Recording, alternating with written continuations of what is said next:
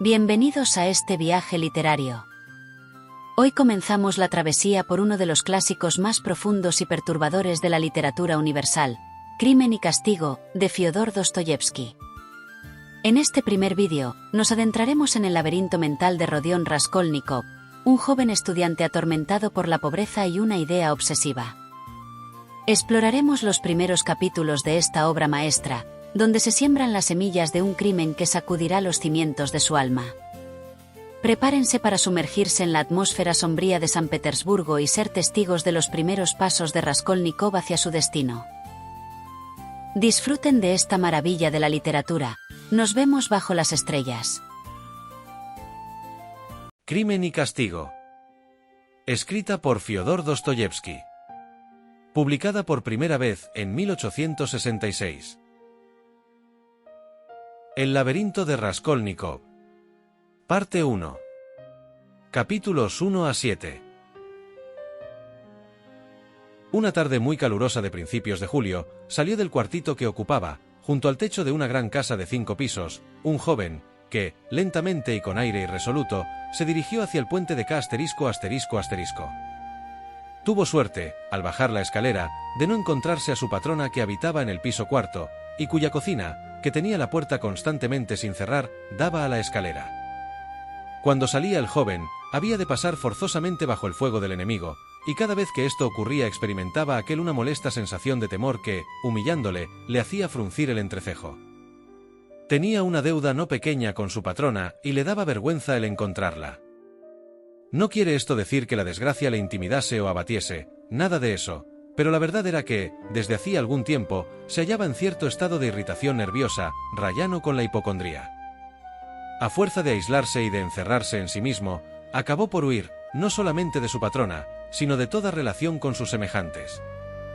La pobreza le aniquilaba y, sin embargo, dejó de ser sensible a sus efectos. Había renunciado completamente a sus ocupaciones cotidianas, y en el fondo, se burlaba de su patrona y de las medidas que ésta pudiera tomar en contra suya. Pero el verse detenido por ella en la escalera, el oír las tonterías que pudiera dirigirle, el sufrir reclamaciones, amenazas, lamentos y verse obligado a responder con pretextos y mentiras, eran para él cosas insoportables. No, era preferible no ser visto de nadie, y deslizarse como un felino por la escalera. Esta vez él mismo se asombró, cuando estuvo en la calle, del temor de encontrar a su acreedora. «Debo asustarme de semejantes simplezas cuando proyecto un golpe tan atrevido», se decía, riendo de un modo extraño. Sí, el hombre lo tiene todo entre las manos y lo deja que se le escape en sus propias narices tan solo a causa de su holgazanería. Es un axioma. Me gustaría saber qué es lo que le da más miedo a la gente. Creo que temen, sobre todo, lo que le saca de sus costumbres habituales. Pero hablo demasiado. Tal vez por el hábito adquirido de monologar con exceso no hago nada. Verdad es que con la misma razón podría decir que es a causa de no hacer nada por lo que hablo tanto. Un mes completo hace que he tomado la costumbre de monologar acurrucado durante días enteros en un rincón, con el espíritu ocupado con 1000 quimeras. Veamos, ¿por qué me doy esta carrera? ¿Soy capaz de eso? ¿Es serio eso? No, de ningún modo.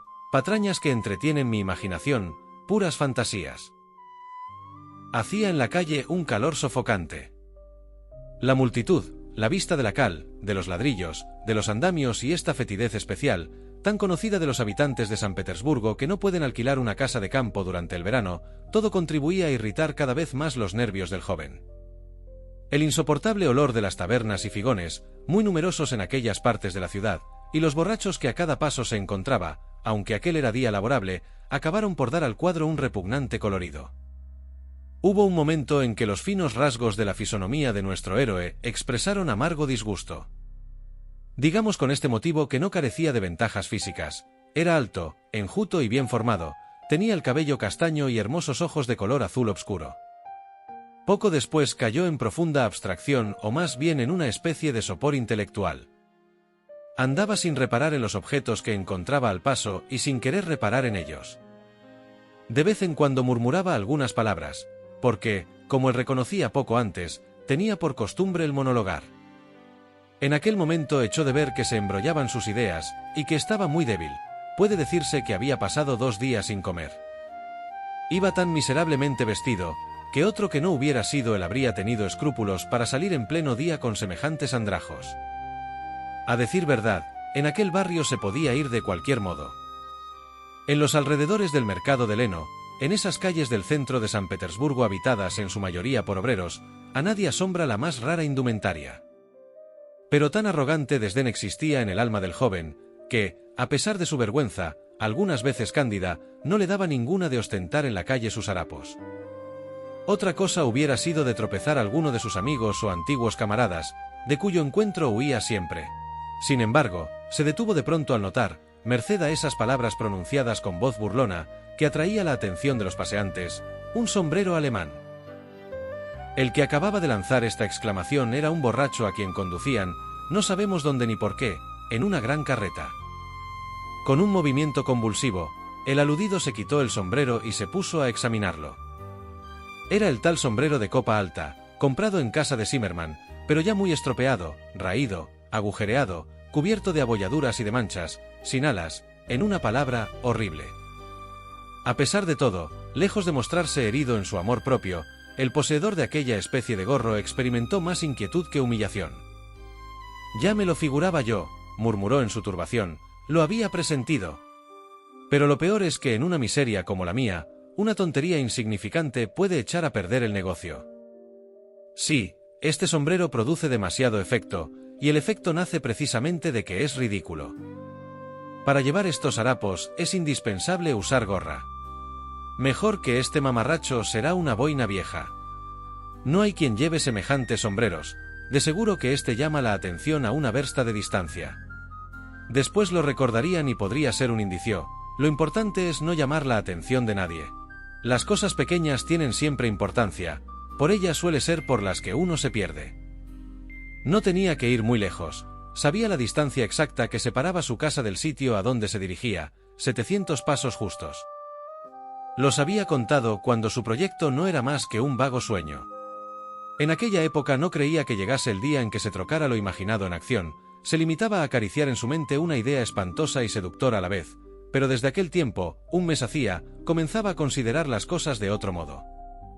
Aunque en todo su soliloquio se reprochase su falta de energía y su irresolución, habíase ido, sin embargo, habituando poco a poco e involuntariamente, en cierto modo, a mirar como posible la realización de su sueño, no obstante continuar dudando de sí mismo. En aquel momento iba a hacer el ensayo general de su empresa, y a cada paso aumentaba su agitación. Con el corazón desfallecido y el cuerpo agitado por nervioso temblor, se aproximó a una inmensa casa que daba de un lado al canal y del otro a la calle. Este edificio, dividido en multitud de cuartitos de alquiler, tenía por inquilinos industriales de todas las clases, sastres, cerrajeros, cocineras, alemanes de diferentes categorías, mujeres públicas y humildes empleados, etc. Un continuo hormiguero entraba y salía por las dos puertas. 3 o 4 Borniks prestaban sus servicios en esta casa. Con gran satisfacción suya, el joven no encontró a nadie. Después de haber pasado el umbral sin ser notado, tomó por la escalera de la derecha. Conocía ya esta escalera angosta y tenebrosa cuya obscuridad no le desagradaba, pues así no eran de temer las miradas curiosas. Si ahora tiemblo, ¿qué será cuando venga en serio? No pudo menos de pensar cuando llegaba al cuarto piso.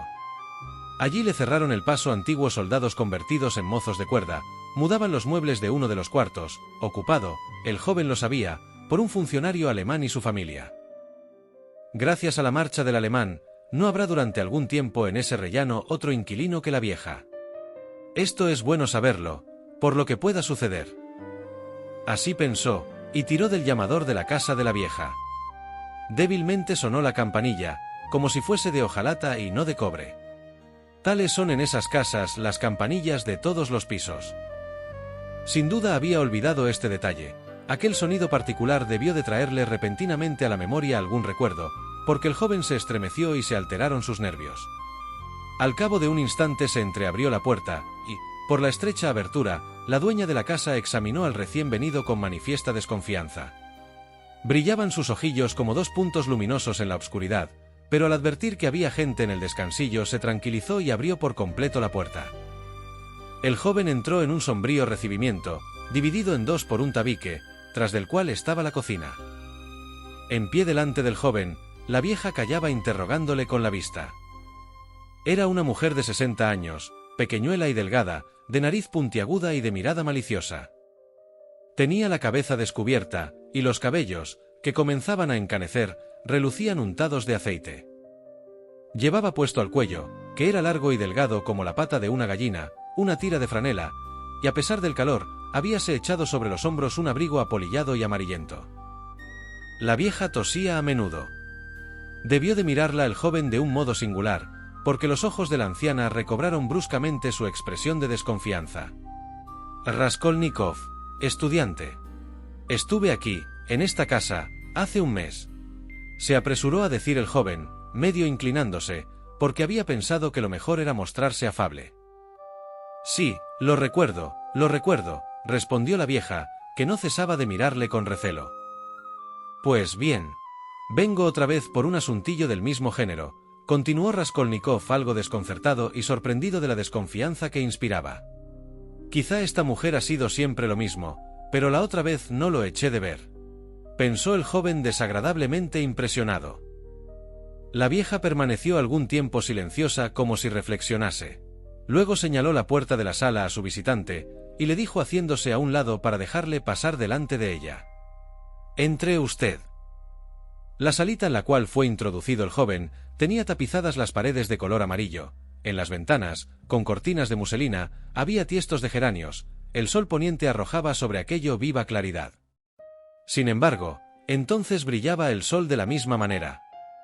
Dijo Raskolnikov para su coleto y dirigió rápidamente una mirada en torno suyo, para darse cuenta de todos los objetos y grabarlos en la memoria.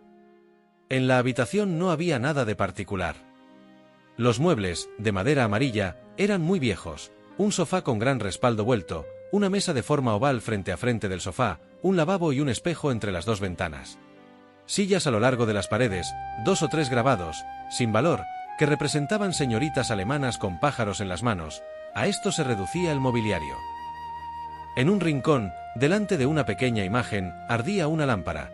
Tanto los muebles como el suelo relucían de puro limpios.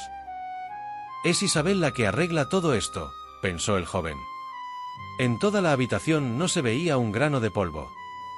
«Es preciso venir a las casas de estas malas viejas viudas para ver tanta limpieza», continuó monologando Raskolnikov, y miró con curiosidad la cortina de indiana que ocultaba la puerta correspondiente a otra salita. En esta última, en la que jamás había entrado, estaban la cama y la cómoda de la vieja.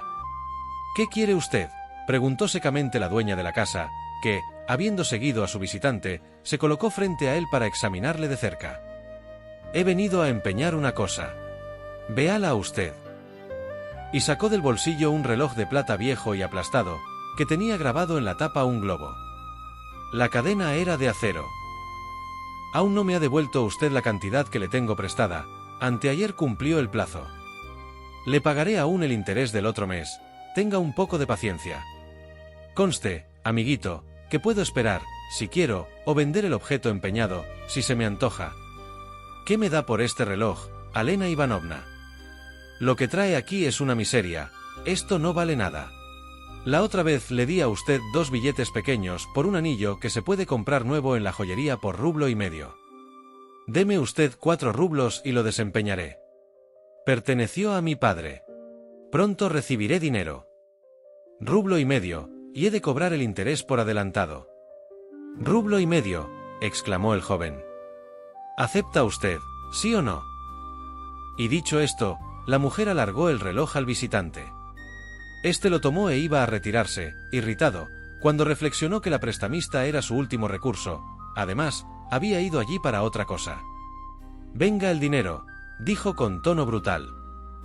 La vieja buscó las llaves en el bolsillo y entró en la habitación contigua. Cuando el joven se quedó solo en la sala, se puso a escuchar, entregándose a diversos cálculos. A poco oyó cómo la usurera abría la cómoda. «Debe ser el cajón de arriba», supuso Raskolnikov. «Ahora sé que lleva las llaves en el bolsillo derecho y que están todas reunidas en una anilla de acero. Una de ellas es 3 veces más gruesa que las otras, y tiene las guardas dentadas. Esa llave no es de la cómoda, seguramente. Por lo tanto, debe haber alguna caja o alguna arca de hierro. Es curioso. Las llaves de las arcas de hierro son generalmente de esa forma. Pero qué innoble es todo esto. Volvió a entrar la vieja. Mire usted, como cobro una grivna al mes por cada rublo, y empeña usted el reloj en rublo y medio, le desquito 15 copecs y queda satisfecho el interés por adelantado. Además, como usted me suplica que espere otro mes para devolverme los 2 rublos que le tengo prestados, me debe usted por este concepto 20 copecs, que, unidos a los 15 que le desquito, componen 35. Tengo, pues, que darle a usted 1 rublo y 15 copecs. Aquí están. ¿Cómo? ¿De modo que no me da usted ahora más que 1 rublo y 15 copecs? Nada más tengo que darle a usted. Tomó el joven el dinero sin discutir. Miraba a la vieja sin darse prisa a marcharse. Parecía tener intención de hacer algo, pero no sabía con precisión lo que deseaba. Es posible, Alena Ivanovna, que venga pronto con otra cosa. Una cigarrera, de plata, muy bonita, en cuanto me la devuelva un amigo a quien se la he prestado.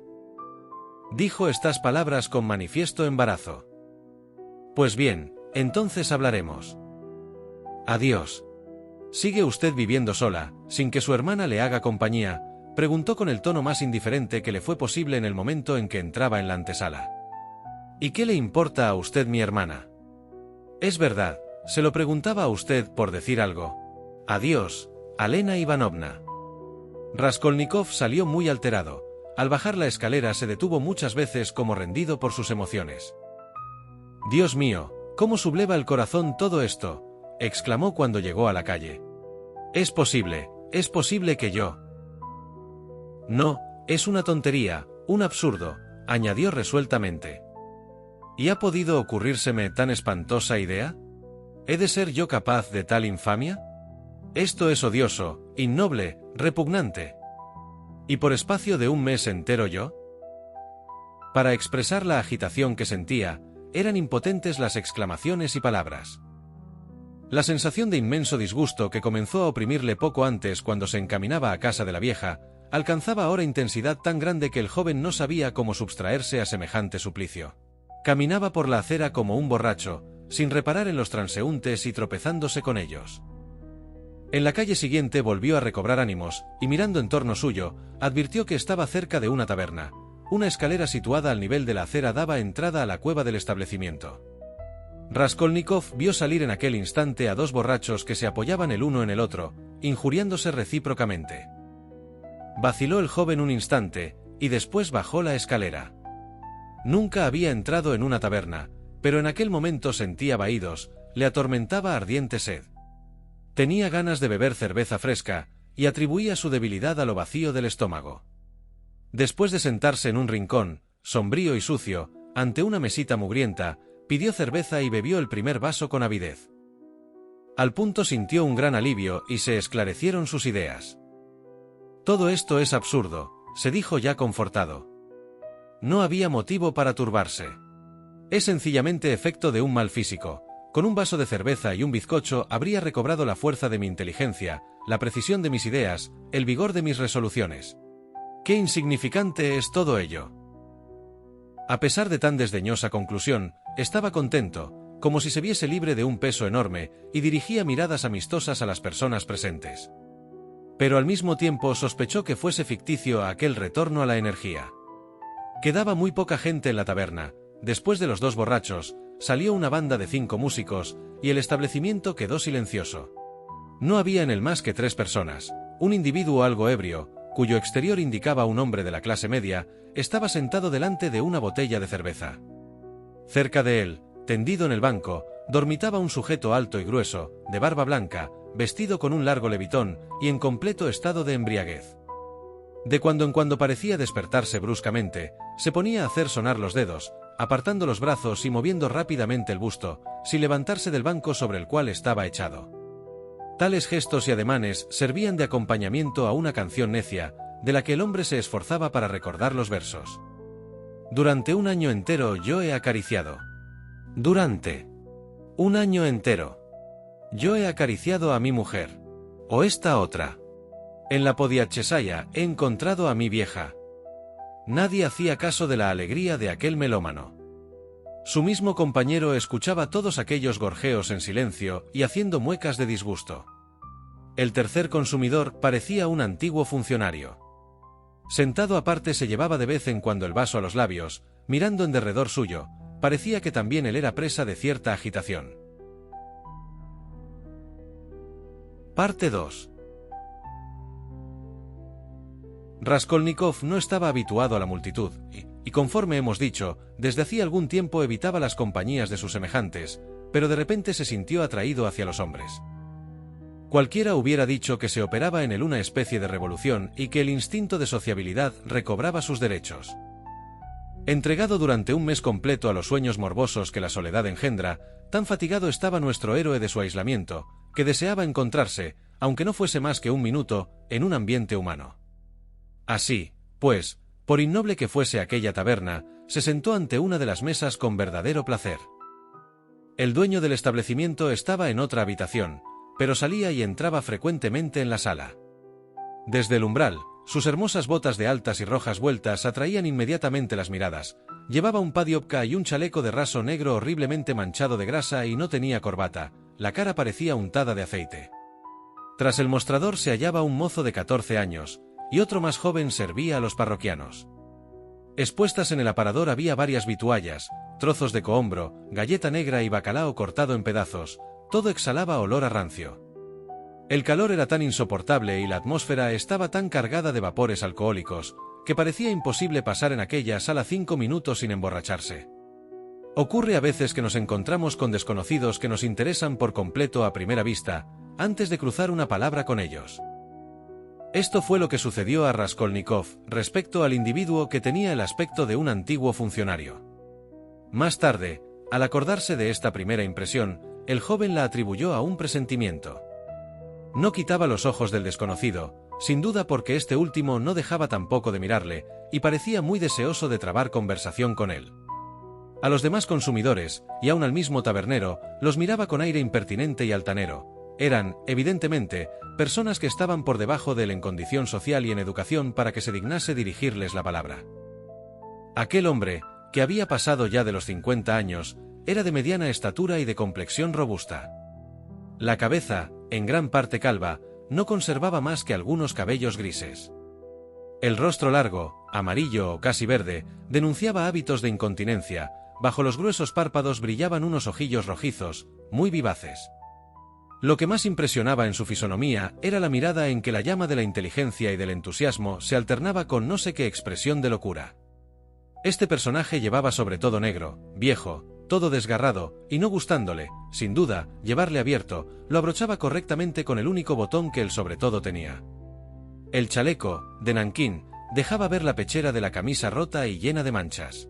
La ausencia de barba denunciaba en él al funcionario, pero debía haberse afeitado en una época bastante remota, porque le azuleaban las mejillas con un pelo muy espeso. Notábase en sus maneras cierta gravedad burocrática, pero, en aquel momento, parecía conmovido. Se revolvía los cabellos, y de tiempo en tiempo, apoyaba los codos en la mesa pringosa, sin temor a mancharse las mangas agujereadas, y reclinaba la cabeza en las dos manos. Por último, comenzó a decir en voz alta y firme, mirando a Raskolnikov: «¿Será una indiscreción por mi parte, señor, hablar con usted? Porque es lo cierto que, a pesar de la sencillez de su traje, mi experiencia distingue en usted un hombre muy bien educado y no un asiduo parroquiano de taberna. Siempre he dado mucha importancia a la educación, unida, por supuesto, a las cualidades del corazón. Pertenezco al Chin.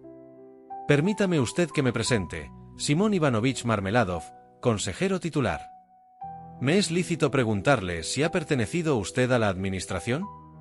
«No, yo soy estudiante», respondió el joven sorprendido de aquel cortés lenguaje, sin embargo, molesto al ver que un desconocido le dirigía la palabra a quemarropa.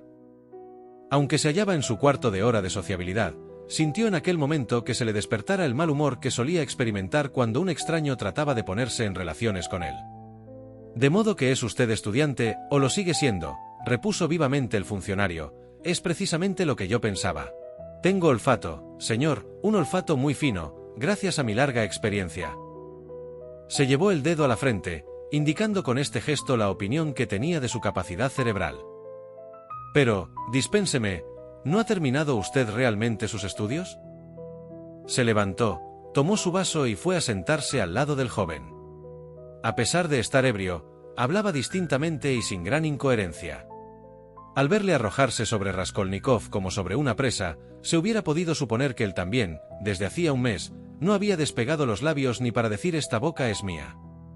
«Señor», declaró con cierta solemnidad, «la pobreza no es un vicio, seguramente, de la misma manera que la embriaguez no es una virtud. Pero la indigencia, señor, la indigencia es un vicio de los peores. En la pobreza conserva uno el orgullo nativo de sus sentimientos, en la indigencia no se conserva nada, ni siquiera se le echa a uno a palos de la sociedad humana, sino a escobazos, que son más humillantes. Y hacen bien, porque el indigente está dispuesto a envilecerse y esto es lo que explica la taberna. Señor, hace un mes que Lebeziatnikov pegó a mi mujer. Y dígame, ¿pegar a mi mujer no es herirme a mí en el punto más sensible? ¿Me comprende usted? Permítame que le haga otra pregunta. Oh, por simple curiosidad, ¿ha pasado usted alguna noche en el Neva en los barcos de heno? No, jamás, contestó Raskolnikov. ¿Por qué me lo pregunta usted? Pues bien, para mí será hoy la quinta vez que dormiré allí. Llenó el vaso, lo apuró y se quedó pensativo. En efecto, en su traje y en sus cabellos se veían algunas briznas de heno. A juzgar por las apariencias, lo menos hacía 5 días que no se había desnudado ni lavado la cara. Sus gruesas y rojas manos, con las uñas de luto, estaban también extremadamente sucias. La sala entera le escuchaba, aunque, a decir verdad, con bastante despreocupación. Los mozos se reían detrás del mostrador. El tabernero había bajado también, sin duda para oír a aquel hombre original. Sentado a cierta distancia, bostezaba con aire importante. Evidentemente, Marmeladov era conocido desde hacía algún tiempo en la casa. Según todas las probabilidades, debía su notoriedad a la costumbre de hablar en la taberna con todos los parroquianos que se ponían a su alcance. Tal costumbre se convierte en una necesidad para ciertos borrachos, principalmente para aquellos que son tratados con dureza por esposas poco tolerantes. Tratan de adquirir en la taberna con sus compañeros de orgía la consideración que no encuentran en sus hogares. «Por vida de», dijo en voz fuerte el tabernero. «¿Por qué no trabajas? ¿Por qué no vas a la oficina, puesto que eres empleado?» «¿Por qué no trabajo, señor?», siguió diciendo Marmeladov, encarándose exclusivamente con Raskolnikov, como si éste le hubiera dirigido la pregunta. «¿Por qué no trabajo? ¿Cree usted que mi inutilidad no me disgusta? Cuando, hace un mes, Lebeziatnikov maltrató a mi mujer con sus propias manos, mientras yo asistía, ebrio y medio muerto, a tal escena, ¿cree usted que yo no sufría? Permítame usted, joven, ¿le ha ocurrido a usted? ¿Le ha ocurrido solicitar un préstamo sin esperanza? Sí. Es decir, ¿qué entiende usted por eso de sin esperanza? Quiero decir, sabiendo perfectamente de antemano que no le darán a usted nada. Por ejemplo, usted tiene la certidumbre de que tal hombre, tal ciudadano bien intencionado, no le prestaría un kopek, porque, dígame usted, ¿a qué santo había de prestárselo, sabiendo que usted no ha de devolvérselo? ¿Por piedad? Ese Lebeziatnikov es partidario de las nuevas ideas y aseguraba el otro día que la compasión, en nuestra época, está prohibida hasta por la ciencia, y que tal es la doctrina reinante en Inglaterra, en donde florece la economía política. ¿Cómo, repito, ese hombre habrá de prestarle a usted dinero? ¿Está usted seguro de que no se lo prestará, y, sin embargo, se dirige usted a...? ¿Para qué ir en ese caso?, interrumpió Raskolnikov. Pues porque es preciso ir a alguna parte, porque no hay otra salida y llega un tiempo en que el hombre se decide, de buena o mala gana, a tomar cualquier senda. Cuando mi hija única se fue a inscribir en la policía tuve que ir también con ella, porque mi hija tiene cartilla, añadió entre paréntesis, mirando al joven con expresión de inquietud. Le advierto a usted que esto me tiene sin cuidado, se apresuró a decir con aparente flema, en tanto que los mozos, detrás del mostrador, y hasta el mismo tabernero sonreían. Poco me importa.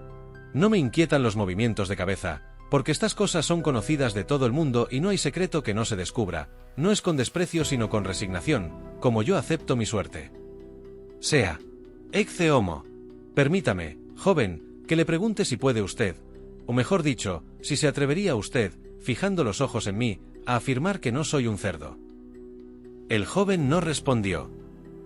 El orador esperó con aire digno a que terminasen las risas provocadas por sus últimas palabras. Después añadió: «Es verdad, yo soy un cerdo, pero ella es una señora. Llevo impreso el sello de la bestia. Pero Catalina Ivanovna, mi esposa, es una persona bien educada, hija de un oficial superior. Concedo que soy un bufón empedernido, pero mi mujer tiene un gran corazón, sentimientos elevados, instrucción y, sin embargo, si tuviese piedad de mí. Señores, todos los hombres tienen necesidad de encontrar piedad en alguna parte. Pero Catalina Ivanovna, a pesar de su grandeza de alma, es injusta. Pues bien, con tal de que yo llegue a comprender que cuando me tira de los cabellos, lo hace, en rigor, por interés hacia mí. No me avergüenzo de confesarlo, me tira de los cabellos, joven, insistió, creciendo en dignidad al oír nuevas carcajadas. Sin embargo, Dios mío, aunque no fuese más que una vez, pero no, dejemos esto, es inútil hablar de ello. Ni una sola vez he obtenido lo que deseaba, ni una sola vez se ha tenido compasión de mí, pero tal es mi carácter, soy un verdadero bruto. Lo creo, dijo bostezando el tabernero. Marmeladov dio un puñetazo en la mesa. Tal es mi carácter. ¿Querrá usted creer, señor, que me he bebido hasta sus medias? No digo sus zapatos, porque esto se comprendería, hasta cierto punto, pero son sus medias, las que yo me he bebido. Sus medias. Me he bebido también su pañoleta de pelo de cabra, un regalo que le habían hecho, un objeto que poseía antes de casarse conmigo y que era de su propiedad y no de la mía. Habitamos en un cuarto muy frío. Este invierno mi mujer ha pescado un catarro y tose y escupe sangre. Tenemos 3 hijos pequeños, y Catalina Ivanovna trabaja de la noche a la mañana. Hace colada y limpia la casa, porque desde muy joven está acostumbrada a la limpieza. Por desgracia, tiene el pecho delicado, cierta predisposición a la tisis que me preocupa. No lo siento, ¿por ventura? Cuando más bebo, más lo siento. Es para sentir y sufrir más por lo que me entrego a la bebida, bebo porque quiero sufrir doblemente. E inclinó la cabeza sobre la mesa con aire de desesperación. Joven, continuó enseguida incorporándose, me parece leer en su semblante cierto disgusto. Desde que entró usted me ha parecido advertirlo, y por eso le he dirigido inmediatamente la palabra. Si le cuento la historia de mi vida no es para ofrecerme a la burla de esos ociosos, que, por otra parte, están enterados de todo, no, es porque busco la simpatía de un hombre bien educado. Sepa usted, pues, que mi mujer ha sido educada en una pensión aristocrática de provincia, y que a su salida del establecimiento bailó en chal delante del gobernador y de los otros personajes oficiales, tan contenta estaba por haber obtenido una medalla de oro y un diploma. La medalla, la hemos vendido hace ya mucho tiempo. En cuanto al diploma, lo conserva mi esposa en un cofre y últimamente aún lo mostraba al ama de nuestra casa. Aunque esté a matar con ella, a mi mujer le gusta ostentar ante los ojos de cualquiera sus éxitos pasados. No se lo echo en cara, porque su única alegría ahora es acordarse de los hermosos días de otro tiempo. Todo lo demás se ha desvanecido. Sí, tiene un alma ardiente, orgullosa, intratable. Ella friega el suelo, come pan negro, pero no permite que se le escatimen ciertas consideraciones. Así es, que no ha tolerado la grosería de Lebeziatnikov, y cuando, para vengarse de haber sido despedido, este último le puso la mano encima, mi mujer tuvo que guardar cama, sintiendo más el insulto hecho a su dignidad que el dolor de los golpes recibidos. Cuando me casé con ella era viuda, con 3 niños pequeños. Había estado casada en primeras nupcias con un oficial de infantería, con quien huyó de casa de sus padres. Amaba extremadamente a su marido, pero este se dio al juego, tuvo que entendérselas con la justicia, y murió. En los últimos tiempos pegaba a su mujer. Sé de buena tinta que no era cariñosa con él, lo que no le impide ahora llorar por el difunto y establecer continuamente comparaciones entre él y mi persona, comparaciones poco lisonjeras para mi amor propio. Pero no me quejo, más bien me complace que se imagine haber sido feliz en otro tiempo. Después de la muerte de su marido se encontró sola con 3 hijos pequeños, en un distrito lejano y salvaje, donde la encontré yo. Su miseria era tal, que yo, que de eso he visto tanto, no me siento con fuerzas para describirla. Todos sus parientes la habían abandonado. Por otra parte, su orgullo le hubiera impedido siempre implorar la piedad de aquellas personas. Entonces, señor, yo, que era viudo también, y que tenía de mi matrimonio una hija de 14 años, ofrecí mi mano a aquella pobre mujer, tanta pena me daba verla sufrir. Instruida, bien educada, de buena familia, consintió, sin embargo, en casarse conmigo. Esto puede dar a usted una idea de la miseria en que la pobre viviría. Acogió mi proposición llorando, sollozando y retorciéndose las manos, pero la acogió, porque no tenía dónde ir. ¿Comprende usted lo que significan estas palabras? ¿No tener ya a dónde ir? Usted no lo comprende todavía. Durante un año entero cumplí mi deber honrada y santamente, y sin probar una gota de esto, señaló con el dedo la media botella que tenía delante, porque no carezco de sentimientos. Pero nada adelanté. A poco perdía mi empleo y no por falta mía. Reformas administrativas determinaban la supresión del que desempeñaba, y entonces fue cuando me di a la bebida. Ahora ocupamos una habitación en casa de Amalia Ludvigovna Lippevetsel, pero ignoro con qué le pagamos y de qué vivimos. Hay allí muchos inquilinos además de nosotros. Es una ratonera aquella casa. Sí. Durante este tiempo, creció la hija que yo tenía de mi primera mujer. No quiero hablar de lo que su madrastra la ha hecho sufrir. Aunque de sentimientos nobilísimos, Catalina Ivanovna es una mujer irascible e incapaz de contenerse en los arrebatos de su cólera. Sí, vamos, es inútil hablar de esto. Como puede usted comprender, Sonia no ha recibido una gran instrucción. Hace 4 años traté de enseñarle geografía e historia universal, pero como yo no he estado nunca fuerte en estas materias, y como además no tenía a mi disposición un buen manual, no hizo grandes progresos en sus estudios. Nos detuvimos en Ciro, rey de Persia. Más tarde, cuando llegó a la edad adulta, leyó algunas novelas. Lebeziatnikov le prestó hace poco la fisiología de Ludwig. ¿Conoce usted esa obra? Mi hija la ha encontrado muy interesante y aún nos ha leído muchos pasajes en alta voz. A eso se limita toda su cultura. Ahora, señor, apelo a su sinceridad. ¿Cree usted en conciencia que una joven pobre, pero honrada, pueda vivir de su trabajo? Como no tenga una habilidad especial, ganará 15 kopecks al día, y para llegar a esa cifra tendrá necesidad de no perder un solo minuto. Pero ¿qué digo? Sonia hizo media docena de camisas de Holanda, para el consejero de Estado Iván Ivanovich Klopstock. Usted habrá oído hablar de él. Pues bien, no solo está esperando aún que se le paguen, sino que la pusieron a la puerta llenándola de injurias, so pretexto de que no había tomado bien la medida del cuello. En tanto los niños se mueren de hambre, Catalina Ivanovna se pasea por la habitación retorciéndose las manos, mientras en sus mejillas aparecen las manchas rojizas, propias de su enfermedad. Holgazana, decía a mi hija, ¿no te da vergüenza de vivir sin hacer nada? Bebes, comes, tienes lumbre. Y yo pregunto ahora, ¿qué es lo que la pobre muchacha podría beber y comer cuando en 3 días los niños no habían visto siquiera un mendrugo de pan? Yo estaba en aquel momento acostado. Vamos, hay que decirlo todo, borracho, pero oí que mi Sonia respondía tímidamente con su voz dulce, la pobrecita es rubia, con una carita siempre pálida y resignada, pero, Catalina Ivanovna, ¿por qué me dice usted esas cosas? Tengo que añadir que ya por 3 veces Daría Franzovna, una mala mujer muy conocida de la policía, le había hecho insinuaciones en nombre del propietario de la casa. Vaya, dijo irónicamente Catalina Ivanovna, vaya un tesoro para guardarlo con tanto cuidado. Pero no la acuse usted.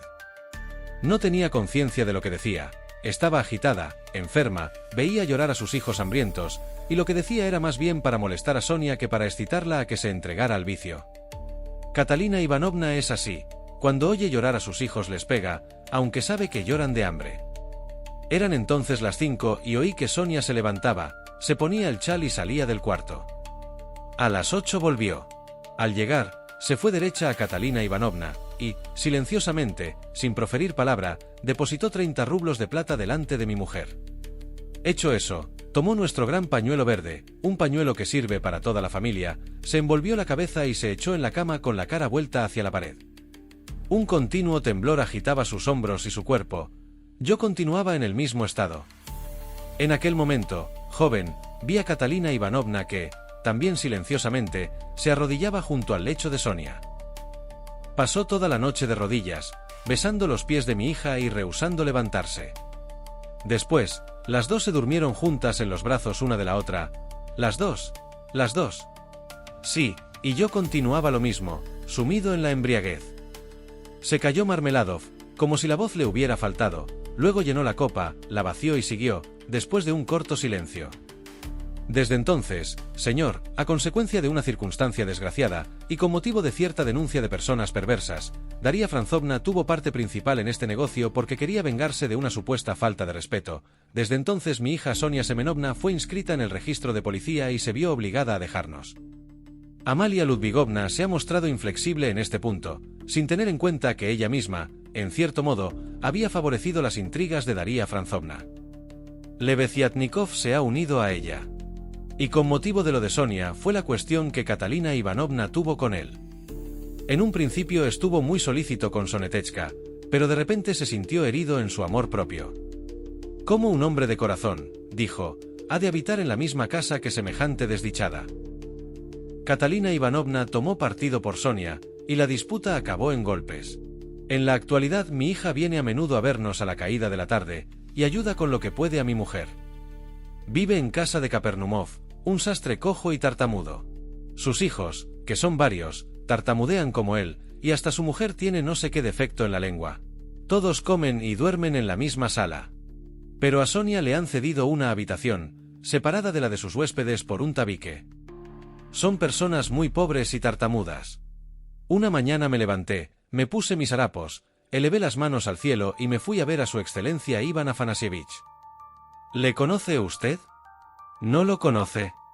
Pues entonces no conoce a un santo varón. Es una vela, pero una vela que arde delante del altar del Señor. Mi historia, que su excelencia se dignó oír hasta el fin, le hizo saltar las lágrimas. «Vamos, Simón Ivanovich», me dijo, «has defraudado una vez mis esperanzas, pero vuelvo a tomarte, bajo mi exclusiva responsabilidad personal». Así se expresó, añadiendo, «procura acordarte de lo pasado, para no reincidir y retírate».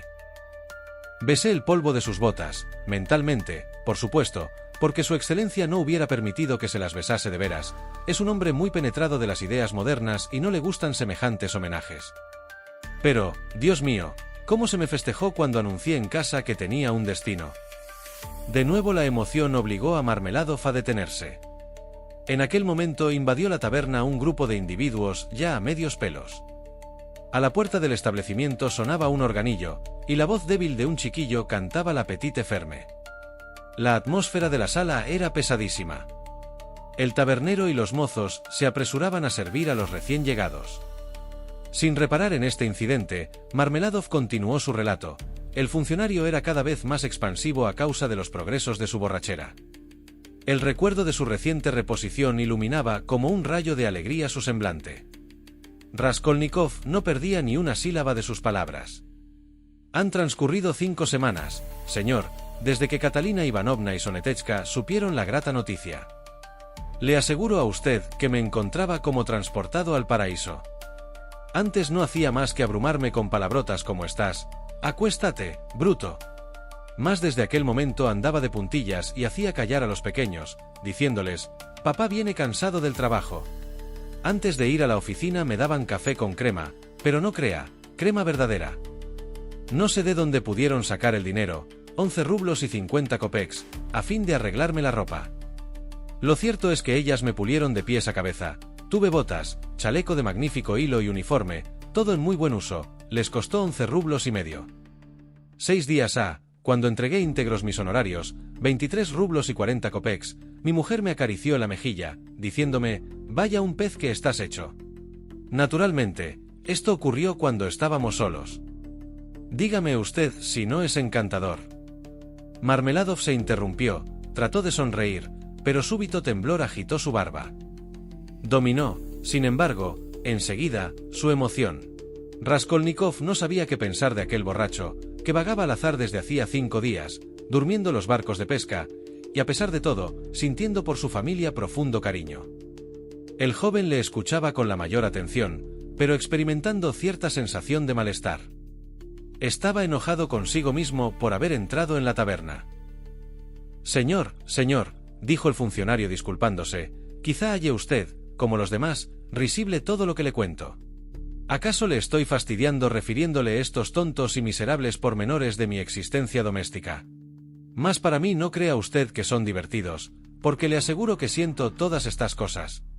Durante aquel día maldito hice proyectos encantadores, Pensé en el medio de organizar nuestra vida, de vestir a los niños, de procurar reposo a mi mujer, de sacar del fango a mi hija única.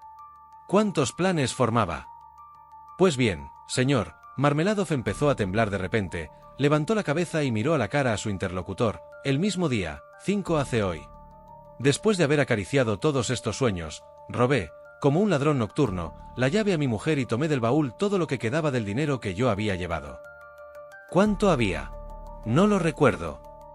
Mírenme todos, hace 5 días que abandoné mi casa, no se sabe en ella qué es de mí.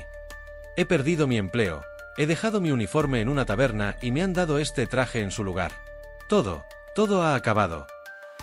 Marmeladov se dio un puñetazo en la frente, rechinó los dientes y cerrando los ojos se puso de codos en la mesa.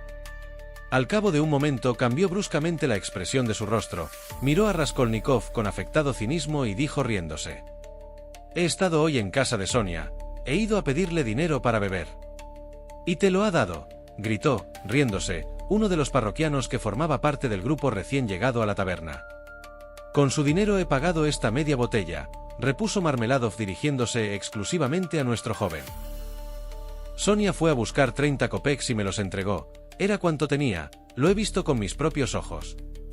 No me dijo nada, se limitó a mirarme en silencio, una mirada que no pertenece a la tierra, una mirada como deben tener los ángeles que lloran sobre los pecados de los hombres pero no los condenan.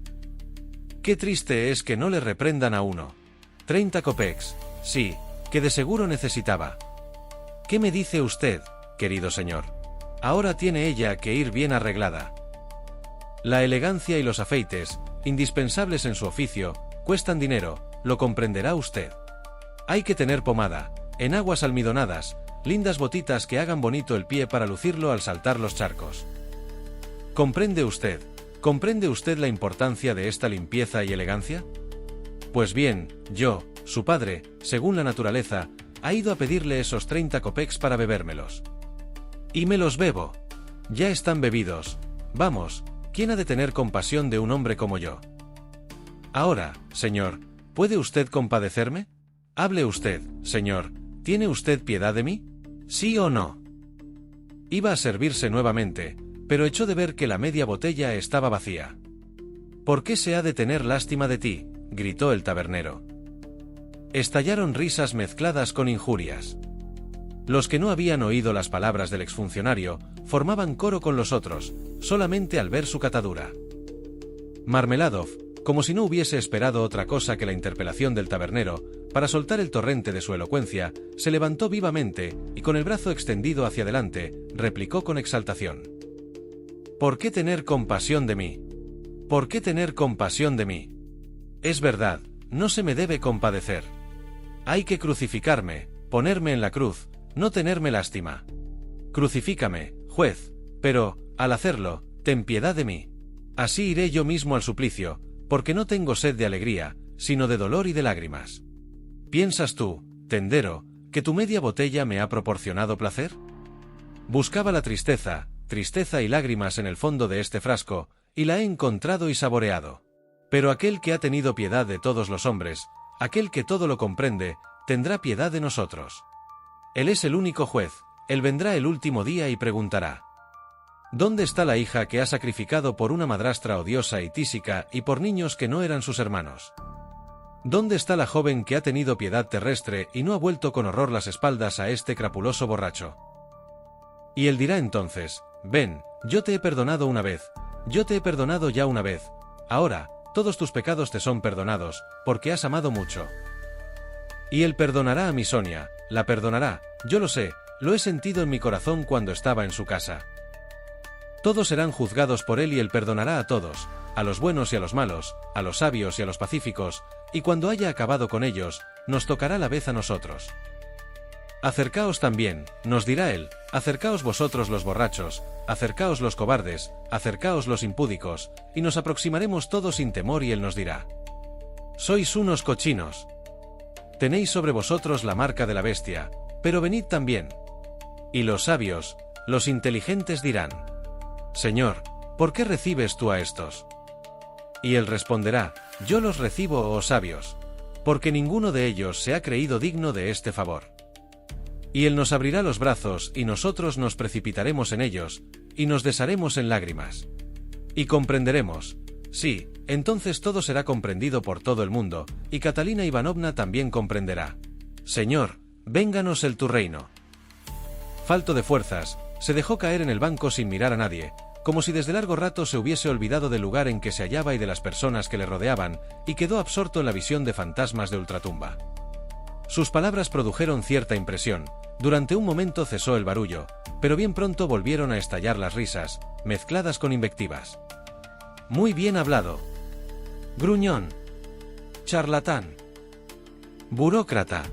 Vámonos, señor, dijo bruscamente Marmeladov, levantando la cabeza y dirigiéndose a Raskolnikov. Condúzcame usted al patio de la casa Kozel. Ya es tiempo de que vuelva al lado de mi mujer. Rato hacía ya que el joven deseaba irse y se le había ocurrido ofrecer el apoyo de su brazo a Marmeladov. Este último tenía las piernas aún menos firmes que la voz, de modo que iba casi colgado del brazo de su compañero. La distancia que tenían que recorrer era de 200 o 300 pasos. A medida que el borracho se acercaba a su domicilio, parecía más inquieto y preocupado. No es precisamente de Catalina Ivanovna de quien tengo yo ahora miedo, balbuceaba conmovido. Ya sé que empezará por tirarme de los cabellos, pero, ¿qué me importa? Me alegro que me tire de ellos.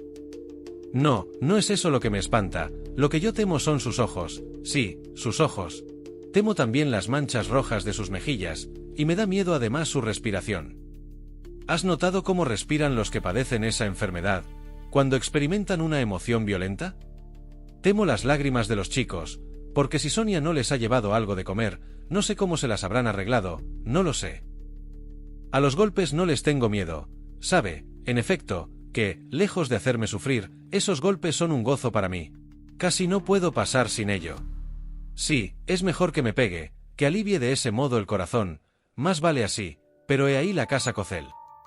El propietario es un cerrajero alemán, hombre rico. Acompáñeme. Después de haber atravesado el patio, se pusieron a subir al cuarto piso. Eran cerca de las 11, y, aunque propiamente hablando no había aún anochecido en San Petersburgo. A medida que subían más obscura encontraban la escalera, en lo alto la obscuridad era completa. La puertecilla ahumada que daba al descansillo estaba abierta, un cabo de vela alumbraba una pobrísima pieza de 10 pasos de largo. Esta pieza, que desde el umbral se veía por completo, estaba en el mayor desorden. Había por todos lados ropas de niños. Una sábana agujereada, extendida de manera conveniente, ocultaba uno de los rincones, el más distante de la puerta. Detrás de este biombo improvisado, había, probablemente, una cama. Todo el mobiliario consistía en 2 sillas y un sofá de gutapercha, que tenía delante una mesa vieja, de madera de pino, sin barnizar y sin tapete. Encima de la mesa, en un candelero de hierro se consumía el cabo de vela que medio alumbraba la pieza. Marmeladov dormía en el pasillo. La puerta que comunicaba con los otros cuartos alquilados de Amalia Ludvigovna estaba entreabierta, y se oía ruido de voces. Sin duda, en aquel momento jugaban a cartas y tomaban té los inquilinos. Se percibían más de lo necesario sus gritos, sus carcajadas y sus palabras, por extremo libres y atrevidas. Raskolnikov reconoció enseguida a Catalina Ivanovna. Era una mujer flaca, bastante alta y bien formada, pero de aspecto muy enfermizo. Conservaba aún hermosos cabellos de color castaño, y como había dicho Marmeladov, sus mejillas tenían manchas rojizas. Con los labios secos, oprimíase el pecho con ambas manos, y se paseaba de un lado a otro de la misérrima habitación. Su respiración era corta y desigual, los ojos le brillaban febrilmente y tenía la mirada dura e inmóvil. Iluminada por la luz moribunda del cabo de vela, su rostro de tísica producía penosa impresión. A Raskolnikov le pareció que Catalina Ivanovna no debía tener arriba de 30 años. Era, en efecto, mucho más joven que su marido. No advirtió la llegada de los 2 hombres, parecía que no conservaba la facultad de ver ni la de oír. Hacía en la habitación un calor sofocante, y subían de la escalera emanaciones infectas. Sin embargo, a Catalina Ivanovna no se le había ocurrido abrir la ventana, ni cerrar la puerta. La del interior, solamente entornada, dejaba paso a una espesa humareda de tabaco, que hacía toser a la enferma, pero ella no se cuidaba de tal cosa. La niña más pequeña, de 6 años, dormía en el suelo con la cabeza apoyada en el sofá. El varoncito, un año mayor que la pequeñuela, temblaba llorando en un rincón, probablemente acababan de pegarle. La mayor, una muchachilla de 9 años, delgada y crecidita, llevaba una camisa toda rota, y echado sobre los hombros desnudos un viejo burnus señoril que se le debía haber hecho 2 años antes, porque al presente no le llegaba más que hasta las rodillas. En pie, en un rincón al lado de su hermanito, había pasado el brazo, largo y delgado como una cerilla, alrededor del cuello del niño y le hablaba muy quedo, sin duda para hacerle callar. Sus grandes ojos, obscuros, abiertos por el terror, parecían aún mayores en aquella carita descarnada. Marmeladov, en vez de entrar en el aposento, se arrodilló en la puerta, pero invitó a pasar a Raskolnikov. La mujer, al ver un desconocido, se detuvo distraídamente ante él, tratando de explicarse su presencia. ¿Qué se le ha perdido aquí a ese hombre?, se preguntaba. Pero enseguida supuso que el desconocido se dirigía a casa de algún otro inquilino, puesto que el cuarto de Marmeladov era un sitio de paso. Así, pues, desentendiéndose de aquel extraño, se preparaba a abrir la puerta de comunicación, cuando de repente lanzó un grito. Acababa de ver a su marido de rodillas en el umbral. «Al fin vuelves», dijo, con voz en que vibrara la cólera. «Infame. Monstruo. A ver. ¿Qué dinero llevas en los bolsillos? ¿Qué traje es este? ¿Qué has hecho del tuyo? ¿Qué es del dinero? Habla». Se apresuró a registrarle. Lejos de oponer resistencia, Marmeladov apartó ambos brazos para facilitar el registro de los bolsillos. No llevaba encima ni un solo kopek. «¿Dónde está el dinero?», gritaba su esposa. «Oh Dios mío. ¿Es posible que se lo haya bebido todo? 12 rublos que había en el cofre». Acometida de un acceso de rabia, agarró a su marido por los cabellos y lo arrastró violentamente a la sala. No se desmintió la paciencia de Marmeladov. El hombre siguió dócilmente a su mujer arrastrándose de rodillas tras de ella. «Si me da gusto, si no es un dolor para mí», gritaba, dirigiéndose a su acompañante, mientras Catalina Ivanovna le zarandeaba con fuerza la cabeza. Una de las veces le hizo dar con la frente un porrazo en el suelo. La niña, que dormía, se despertó y se echó a llorar. El muchacho, de pie en uno de los ángulos de la habitación, no pudo soportar este espectáculo, empezó a temblar y a dar gritos y se lanzó hacia su hermana. El espanto casi le produjo convulsiones. La niña mayor temblaba como la hoja en el árbol. «Se lo ha bebido todo, se lo ha bebido todo», vociferaba Catalina Ivanovna en el colmo de la desesperación. «Ni siquiera conserva el traje. Y tienen hambre, repetía retorciéndose las manos y señalando a los niños. «Oh vida 3 veces maldita. ¿Y a usted cómo no le da vergüenza de venir aquí al salir de la taberna?», añadió volviéndose bruscamente hacia Raskolnikov. «Has estado allí bebiendo con él, ¿no es eso? Has estado allí bebiendo con él. Vete, vete». El joven no esperó a que se lo repitiesen, y se retiraba sin decir una palabra, en el momento que la puerta interior se abría de par en par y aparecían en el umbral muchos curiosos de mirada desvergonzada y burlona. Llevaban todos el gorro y fumaban unos en pipa y otros cigarrillos. Vestían los unos trajes de dormir, e iban otros tan ligeros de ropa que rayaba en la indecencia. Algunos no habían dejado los naipes para salir. Lo que más les divertía era oír a Marmeladov, arrastrado por los cabellos, gritar que aquello le daba gusto. Empezaban ya los inquilinos a invadir la habitación, cuando de repente se oyó una voz irritada. Era Amalia Ludvigovna en persona que, abriéndose paso a través del grupo, venía para restablecer el orden a su manera. Por 100ª vez manifestó a la pobre mujer que tenía que dejar el cuarto al día siguiente. Como es de suponer, esta despedida fue dada en términos insultantes. Raskolnikov llevaba encima el resto del rublo que había cambiado en la taberna. Antes de salir tomó del bolsillo un puñado de cobres, y sin ser visto, puso las monedas en la repisa de la ventana, pero antes de bajar la escalera se arrepintió de su generosidad, y poco faltó para que subiese de nuevo a casa de Marmeladov. «Valiente tontería he hecho», pensaba. «Ellos cuentan con Sonia, pero yo no cuento con nadie». Reflexionó, sin embargo, que no podía recobrar su dinero y que aunque pudiese, no lo haría. Después de esta reflexión prosiguió su camino. «Le hace falta pomada a Sonia», continuó diciéndose con burlona sonrisa, andando ya por la calle. «La elegancia cuesta dinero. Según se ve, Sonia no ha sido muy afortunada hoy. La caza del hombre es como la caza de los animales silvestres, se corre el peligro de volverse uno a casa de vacío. De seguro que mañana lo pasarían mal sin mi dinero. Sí, Sonia. La verdad es que han encontrado en ella buena vaca de leche. Y se aprovechan bien. Esto no les preocupaba nada, se han acostumbrado ya a ello. Al principio lloriquearon un poco, después se han habituado. El hombre es cobarde y se hace a todo. Raskolnikov se quedó pensativo. Pues bien, si he mentido, exclamó, si el hombre no es necesariamente un cobarde, debe atropellar todos los temores y todos los prejuicios que le detienen. Parte 3. Tarde era cuando al día siguiente se despertó tras de un sueño agitado que no le devolvió las fuerzas y aumentó, de consiguiente, su mal humor. Paseó su mirada por el aposento con ojos irritados. Aquel cuartito, de 6 pies de largo, ofrecía un aspecto muy lastimoso con el empapelado amarillento lleno de polvo y destrozado. Además era tan bajo, que un hombre de elevada estatura corría peligro de chocar con el techo. El mobiliario estaba en armonía con el local. 3 sillas viejas más o menos desvencijadas, en un rincón, una mesa de madera pintada, en la cual había libros y cuadernos cubiertos de polvo. Prueba evidente de que no se había puesto mano en ellos durante mucho tiempo, y en fin, un grande y feísimo sofá, cuya tela estaba hecha pedazos. Este sofá, que ocupaba casi la mitad de la habitación, servía de lecho a Raskolnikov. El joven se acostaba a menudo allí vestido y sin mantas, se echaba encima, a guisa de colcha, su viejo capote de estudiante, y convertía en almohada un cojín pequeño, bajo el cual ponía, para levantarlo, toda su ropa, limpia o sucia.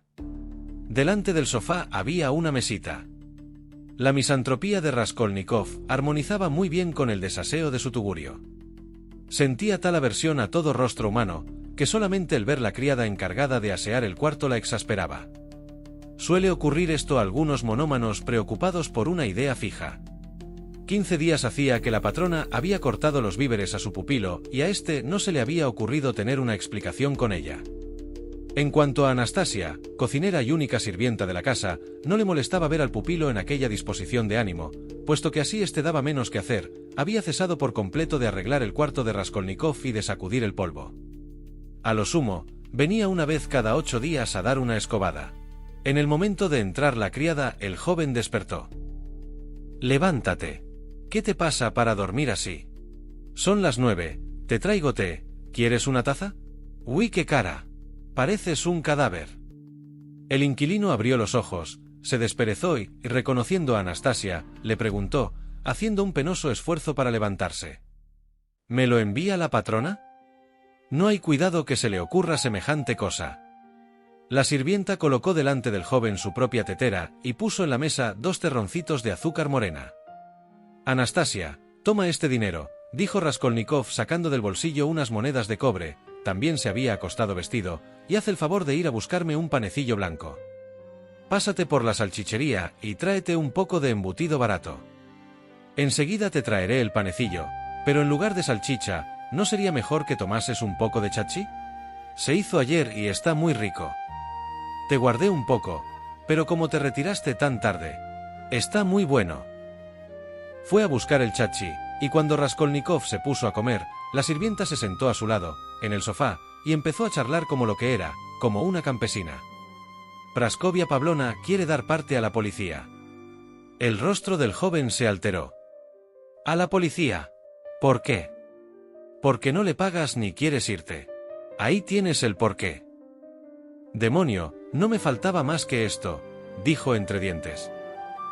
«No podría hacerlo en peor hora para mí. Esa mujer es tonta», añadió en alta voz. «Iré a verla y le hablaré. Como tonta, lo es ella y lo soy yo. Pero tú, que eres inteligente, ¿por qué te estás así tendido como un asno?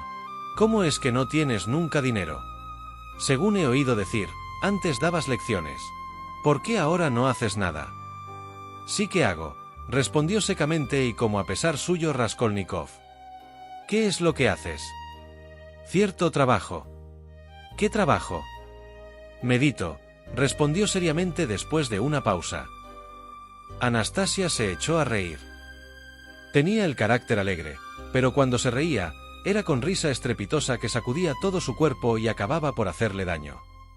«¿Y el pensar te proporciona mucho dinero?», preguntó cuando pudo hablar.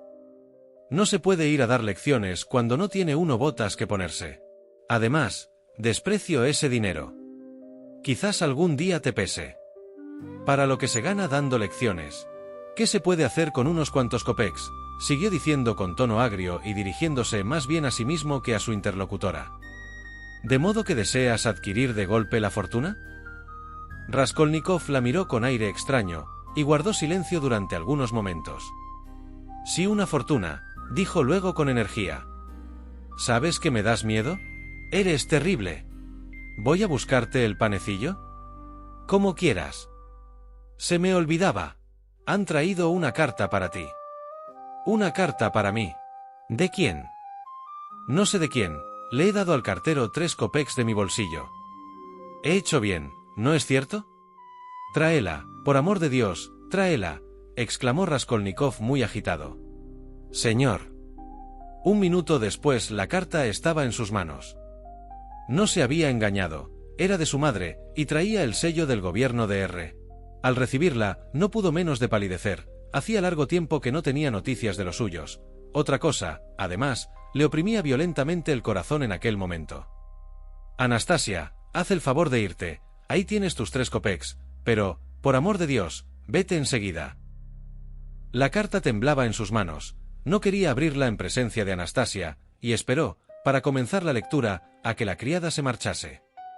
Cuando se quedó solo, llevó vivamente el papel a sus labios y lo besó. Después se puso a contemplar atentamente la dirección reconociendo los caracteres trazados por una mano querida. Era la letra fina e inclinada de su madre, la cual habíale enseñado a leer y escribir. Vacilaba como si experimentase cierto temor. Al fin rompió el sobre. La carta era muy larga, 2 hojas de papel comercial escritas por ambos lados. Mi querido Rodia, decíale su madre. 2 meses a que no te escribo, y esto me hace sufrir hasta el punto de quitarme el sueño. Pero, ¿verdad que tú me perdonas mi silencio involuntario? Tú sabes cuánto te quiero. Dunia y yo no tenemos a nadie más que a ti en el mundo. Tú lo eres todo para nosotras, nuestra esperanza, nuestra felicidad en el porvenir. No puedes imaginarte lo que he sufrido al saber que, al cabo de muchos meses, has tenido que dejar la universidad, por carecer de medios de existencia, y que no tenías ni lecciones, ni recursos de ninguna especie. ¿Cómo ayudarte con mis 120 rublos de pensión al año? Los 15 rublos que te mandé hace 4 meses, se los pedí prestados, como sabes, a un comerciante de nuestra ciudad, a Anastasio Ivanovich Bakruchin. Es un hombre excelente y un amigo de tu padre. Pero habiéndole dado poderes para cobrar mi pensión a mi nombre, no podía mandarte nada más antes de que se reembolsara de lo que me había prestado. Ahora, gracias a Dios, creo que podré enviarte algún dinero. Por lo demás, me apresuro a decirte que estamos en el caso de felicitarnos por nuestra fortuna. En primer lugar, una cosa que de seguro te sorprenderá. Tu hermana vive conmigo desde hace 6 semanas y ya no se separará de mi lado. Pobre hija mía. Al fin acabaron sus tormentos, pero procedamos con orden, pues quiero que sepas cómo ha pasado todo y lo que hasta aquí te habíamos ocultado. Hace 2 meses me escribías que habías oído hablar de la triste situación en que se hallaba Dunia respecto a la familia Svidrigailov y me pedías noticias sobre este asunto. ¿Qué podía responderte yo? Si te hubiese puesto al corriente de los hechos, lo habrías dejado todo para venir aquí, aunque hubieras ido a pie, porque con tu carácter y tus sentimientos no habrías dejado que insultasen a tu hermana. Yo estaba desesperada, pero ¿qué hacer? Tampoco conocía entonces toda la verdad. Lo malo era que Dunetechka, que entró el año último como institutriz en esta casa, había recibido adelantados 100 rublos, que había de pagar por medio de un descuento mensual sobre sus honorarios. Por esta razón ha tenido que desempeñar su cargo hasta la extinción de la deuda. Esta cantidad, ahora puedo ya decírtelo, querido Rodia, se había pedido para enviarte los 60 rublos que tanto necesitabas y que recibiste el año pasado. Te engañamos entonces escribiéndote que aquel dinero provenía de antiguas economías reunidas por Dunetechka. No era verdad, ahora te lo confieso, porque Dios ha permitido que las cosas tomen repentinamente mejor rumbo y también para que sepas lo mucho que te quiere Dunia y el hermoso corazón que tiene. El hecho es que el señor Svidrigailov comenzó por mostrarse grosero con ella. En la mesa no cesaba de molestarla con descortesías y sarcasmos, más. ¿Para qué extenderme en penosos pormenores, que no servirían más que para irritarte inútilmente, puesto que todo ello ha pasado ya? En suma, aunque tratada con muchos miramientos y bondad por Marfa Petrovna, la mujer de Svidrigailov, y por las otras personas de la casa. Dunetechka sufría mucho, sobre todo cuando Svidrigailov, que ha adquirido en el regimiento la costumbre de beber, estaba bajo la influencia de Bacó. Menos mal si todo se hubiera limitado a esto. Pero figúrate tú que, bajo apariencias de desprecio hacia tu hermana, este insensato ocultaba una verdadera pasión por Dunia. Al fin se quitó la máscara, quiero decir, que hizo a Dunetechka proposiciones deshonrosas, trató de seducirla con diversas promesas declarándole que estaba dispuesto a abandonar su familia e irse a vivir con Dunia en otra ciudad o en el extranjero. Figúrate los sufrimientos de tu pobre hermana. No solamente la cuestión pecuniaria, de la cual te he hablado, le impedía dejar inmediatamente el empleo, sino que además temía, procediendo de este modo, despertar las sospechas de Marfa Petrovna e introducir la discordia en la familia. El desenlace llegó de improviso. Marfa Petrovna sorprendió inopinadamente a su marido en el jardín, en el momento en que aquél, con sus instancias, asediaba a Dunia, y entendiendo mal la situación, atribuyó todo lo que sucedía a la pobre muchacha. Hubo entre ellos una escena terrible. La señora Svidrigailov no quiso avenirse a razones, estuvo gritando durante 1 hora contra su supuesta rival, se olvidó de sí misma, hasta pegarla, y, finalmente, la envió a mi casa en la carreta de un campesino, sin dejarle tiempo aún para hacer la maleta. Todos los objetos de Dunia, ropa blanca, vestidos, etc., fueron metidos revueltos en la telega. Llovía a cántaros, y, después de haber sufrido aquellos insultos, tuvo Dunia que caminar 17 verstas en compañía de un mujik, en un carro sin toldo. Considera ahora que había de escribirte, en contestación a la carta tuya de hace 2 meses. Estaba desesperada, no me atrevía a decirte la verdad, porque te habría causado una pena hondísima e irritado sobremanera. Además, Dunia me lo había prohibido. Escribirte para llenar mi carta de futesas, te aseguro que era cosa que no me sentía capaz de hacer, teniendo como tenía el corazón angustiado. A continuación de este suceso, fuimos durante 1 mes largo la comidilla del pueblo, hasta el extremo de que Dunia y yo no podíamos ir a la iglesia sin oír lo que, al pasar nosotras, murmuraba la gente con aire despreciativo. Todo ello por culpa de Marfa Petrovna, la cual había ido difamando a Dunia por todas partes. Conocía a mucha gente en el pueblo, y durante ese mes venía aquí diariamente. Como además es un poco charlatana y le gusta tanto hablar mal de su marido, pronto propaló la historia, no solo por el pueblo, sino por todo el distrito. Mi salud no resistió, pero Dunetechka se mostró más fuerte, lejos de abatirse ante la calumnia, ella era quien me consolaba esforzándose en darme valor. Si la hubieses visto, es un ángel. La misericordia divina ha puesto fin a nuestros infortunios. El señor Svidrigailov reflexionó, sin duda, y compadecido de la joven a quien hubo antes de comprometer, puso ante los ojos de Marfa Petrovna pruebas convincentes de la inocencia de Dunia. Svidrigailov conservaba una carta que, antes de la escena del jardín, mi hija se vio obligada a escribirle, rehusándole una cita que él le había pedido. En esta carta Dunia le echaba en cara la indignidad de su conducta respecto a su mujer, le recordaba sus deberes de padre y esposo, y por último, le hacía ver la vileza de perseguir a una joven desgraciada y sin defensa. Con esto no le quedó duda alguna a Marfa Petrovna de la inocencia de Dunetechka. Al día siguiente, que era domingo, vino a nuestra casa, y después de contárselo todo, abrazó a Dunia y le pidió perdón llorando. Después recorrió el pueblo, casa por casa, y en todas partes rindió espléndido homenaje a la honradez de Dunetechka y a la nobleza de sus sentimientos y conducta. No contentándose con esto, enseñaba a todo el mundo y leía en alta voz la carta autógrafa de Dunia a Svidrigailov, hizo además sacar de ella muchas copias, lo que ya me parece excesivo. Como ves, ha rehabilitado por completo a Dunetechka, mientras el marido de Marfa Petrovna sale de esta aventura cubierto de imborrable deshonor. No puedo menos de compadecer a ese loco, tan severamente castigado. Has de saber, Rodia, que se ha presentado para tu hermana un partido, y que ella ha dado su consentimiento, cosa que me apresuro a comunicarte. Tú nos perdonarás a Dunia y a mí el haber tomado esta resolución sin consultarte, cuando sepas que el asunto no admitía dilaciones y que era imposible esperar, para responder a que tú nos contestaras. Por otra parte, no estando aquí, no podías juzgar con conocimiento de causa. Te diré cómo ha pasado todo. El novio, Pedro Petrovich Luzhin, un consejero de la Corte de Apelación, es pariente lejano de Marfa Petrovna, la cual se ha tomado mucho interés por nosotros en esta ocasión. Ella fue quien le presentó en nuestra casa. Le recibimos convenientemente, tomó café con nosotras, y al otro día nos escribió una carta muy cortés pidiéndonos la mano de tu hermana y solicitando una respuesta pronta y categórica. Es un hombre muy atareado, está en vísperas de regresar a San Petersburgo, de manera que no puede perder tiempo. Naturalmente, nos quedamos asombradas, puesto que no esperábamos un cambio tan brusco en nuestra situación. Un día entero hemos estado examinando el caso tu hermana y yo. Pedro Petrovich está en buena posición, desempeña 2 cargos y posee ya una considerable fortuna. Tiene, es cierto, 45 años, pero su aspecto es agradable y puede gustar a las mujeres. Es un hombre muy bueno, a mí me parece un poco frío y altanero. Sin embargo, estas apariencias pueden ser engañosas. Ya estás advertido, querido Rodia, cuando le veas en San Petersburgo, lo que sucederá pronto, no le juzgues con demasiada ligereza, ni le condenes, sin apelación, como tienes por costumbre, si por acaso a primera vista te inspira poca simpatía. Te digo esto por decírtelo, porque, en rigor, estoy persuadida de que te producirá buena impresión. Además, por regla general, para conocer a cualquiera es menester haberle tratado largo tiempo y observádole con cuidado, de lo contrario se incurre en errores que luego se rectifican difícilmente.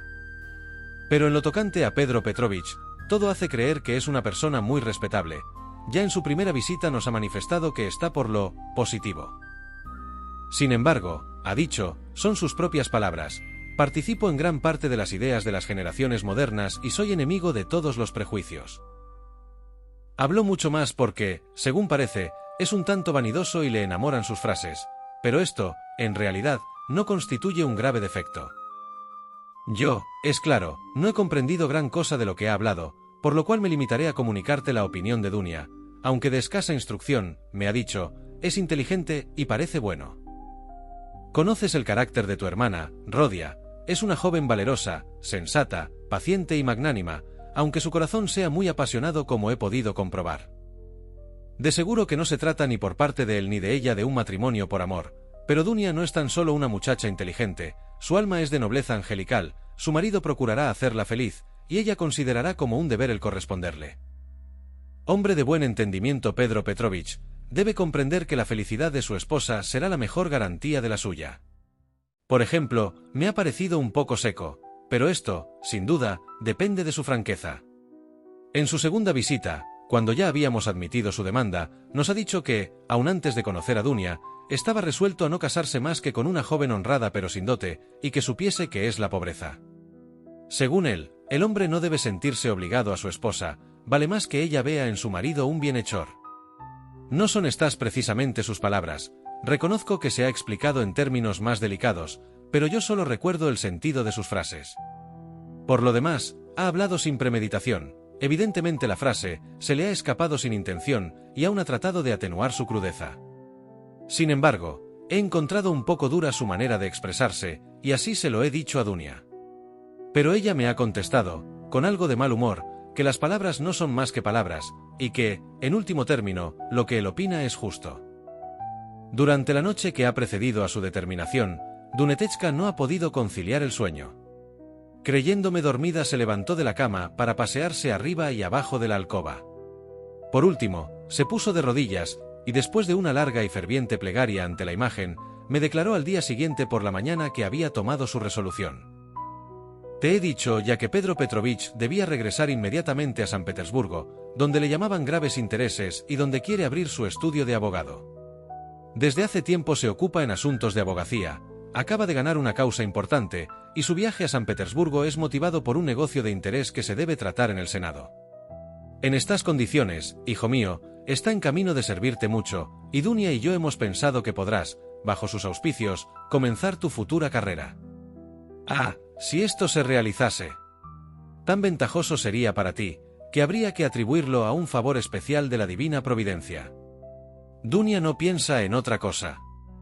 Hemos hecho ya alguna indicación a Pedro Petrovich, que se ha expresado con cierta reserva. Sin duda, ha dicho, como yo tengo necesidad de un secretario, mejor le confiaría este puesto a un pariente que a un extraño, con tal de que sea capaz de desempeñarlo. Figúrate si serás tú capaz. A mí me ha parecido que teme que tus estudios universitarios te impidan ocuparte en su bufete. Por esta vez la conversación no ha pasado adelante, pero Dunia no tiene otra cosa en la cabeza. Su imaginación, ya exaltada, te ve trabajando bajo la dirección de Pedro Petrovich y hasta asociado a sus negocios, tanto más, cuanto que sigues la misma carrera suya. Yo pienso lo mismo que ella, y sus proyectos para tu porvenir me parecen muy realizables. A pesar de la respuesta evasiva de Pedro Petrovich, la cual se comprende perfectamente, puesto que no te conoce, Dunia cuenta con su legítima influencia de esposa para arreglarlo todo en armonía con nuestros comunes deseos. Huelga decir que hemos procurado dar a entender a Pedro Petrovich que tú podrías ser, andando el tiempo, su socio. Es un hombre positivo, y acaso no hubiese mirado con buenos ojos lo que hasta ahora solo le habrá parecido un sueño. Quiero también decirte una cosa, querido Rodia. Por ciertas razones, que nada tienen que ver con Pedro Petrovich, y que quizá no sean más que rarezas de vieja, creo que después de la boda debo seguir en mi casa, en vez de irme a vivir con ellos. No dudo que Pedro Petrovich será bastante atento y delicado para instarme a que no me separe de mi hija. Si hasta ahora no me lo ha insinuado, es sin duda porque cree que no se ha de hablar de una cosa que cae por su peso, pero yo tengo intención de rehusar. Si es posible, me estableceré cerca de vosotros, porque te advierto, querido Rodia, que he guardado lo mejor para el final. Has de saber, hijo mío, que de aquí a poco tiempo nos veremos, y podremos abrazarnos después de 3 años de separación. Está decidido que Dunia y yo vayamos a San Petersburgo. ¿Cuándo? No lo sé a punto fijo, pero será bien pronto, quizá dentro de 8 días. Todo depende de Pedro Petrovich, que nos enviará sus instrucciones cuando haya arreglado sus asuntos en esa y apresurado la boda. A ser posible desea que el matrimonio se efectúe el carnaval, o a más tardar, después de la Cuaresma de la Asunción. Con qué alegría te estrecharé entre mis brazos. Dunia está enajenada de júbilo ante la idea de volver a verte, y me ha dicho una vez bromeando que, aunque no fuese más que por esto, se casaría de buena gana con Pedro Petrovich. Es un ángel. No añade nada a esta carta, porque tendría, según ella, demasiadas cosas que contarte, y, siendo esto así, no vale la pena de escribirte unas cuantas líneas. Me encarga que te envíe cariñosísimos recuerdos de su parte. Aunque estamos en vísperas de reunirnos, pienso, sin embargo, remitirte todo el dinero que pueda. En cuanto se ha sabido que Dunetechka iba a casarse con Pedro Petrovich, nuestro crédito ha aumentado de un modo considerable, y sé, a ciencia cierta, que Anastasio Ivanovich está dispuesto a adelantarme sobre mi pensión hasta 70 rublos. Te mandaré, pues, dentro de unos días 25 o 30 rublos. Te mandaría de buena gana mayor cantidad, si no temiese que llegara a faltarme dinero para el viaje. Es verdad que Pedro Petrovich tiene la bondad de encargarse de una parte de nuestros gastos de viaje. A sus expensas nos van a proporcionar un gran cajón para empaquetar nuestros efectos, pero nosotros tenemos que pagar nuestros billetes, hasta San Petersburgo, y no es cosa de que lleguemos a esa capital sin ningún copec. Dunia y yo lo hemos calculado todo, el viaje no nos saldrá muy caro. Desde nuestra casa al tren no hay más que 90 verstas, y hemos ajustado con un campesino, conocido nuestro, que nos lleve en su carro a la estación. Enseguida nos meteremos muy satisfechas en un coche de tercera. En resumen, después de echar mis cuentas, son 30 rublos, y número 25, los que voy a tener el placer de remitirte. Ahora, mi querido Rodia, te abrazo, esperando nuestra próxima entrevista, y te envío mi bendición maternal. Quiere mucho a Dunia, a tu hermana. Oh Rodia, sabe que te quiere infinitamente más que a sí misma, págala con el mismo afecto. Ella es un ángel, y tú lo eres todo para nosotras, toda nuestra esperanza, toda nuestra futura felicidad. Con tal que tú seas dichoso, lo seremos nosotras. Adiós, o más bien, hasta la vista. Te beso 1000 veces. Tuya hasta la muerte. Durante la lectura de esta carta se le saltaron varias veces las lágrimas al joven, pero cuando la hubo terminado se dibujó en su rostro, pálido y convulsivo, una amarga sonrisa. Apoyando la cabeza sobre su nauseabundo cojín, permaneció pensativo durante largo tiempo. Latíale el corazón con fuerza y sus ideas se confundían. Por último, se sintió como sofocado en aquel cuartucho amarillento que parecía un armario o un baúl. Su ser físico y moral tenía necesidad de espacio. Tomó el sombrero y salió, sin temor esta vez a encontrar a nadie en la escalera. No pensaba en la patrona. Se dirigió hacia la plaza de Basilio Ostrov por la perspectiva V. Andaba rápidamente como el que tiene que atender a muchos negocios importantes a la vez, pero, según costumbre, no se fijaba en nadie, murmuraba para sí y aún monologueaba en alta voz, lo que asombraba a los paseantes. Algunos lo creían borracho. Parte 4. La carta de su madre le había impresionado extraordinariamente, pero el asunto principal de ella no le hizo vacilar ni un momento. Desde el primer instante, aun antes de acabar de leerla, tenía tomada ya su resolución. En tanto que yo viva no se celebrará este matrimonio, que se vaya al diablo el señor Luzhin. La cosa está bien clara, murmuraba sonriendo, con aire de triunfo como si tuviese la clave de lo sucedido. No, madre, no, Dunia. No lograréis engañarme. Y todavía se disculpan de no haberme pedido mi opinión, y por haber resuelto el asunto sin mí. Ya lo creo, suponen que no es posible romper la unión proyectada. Eso ya lo veremos.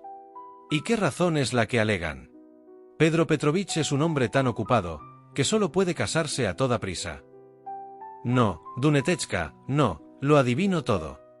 Sé lo que querías comunicarme, sé también lo que pensabas durante toda la noche que has pasado paseándote por tu habitación o rezando a Nuestra Señora de Kazán, cuya imagen está en la alcoba de nuestra madre.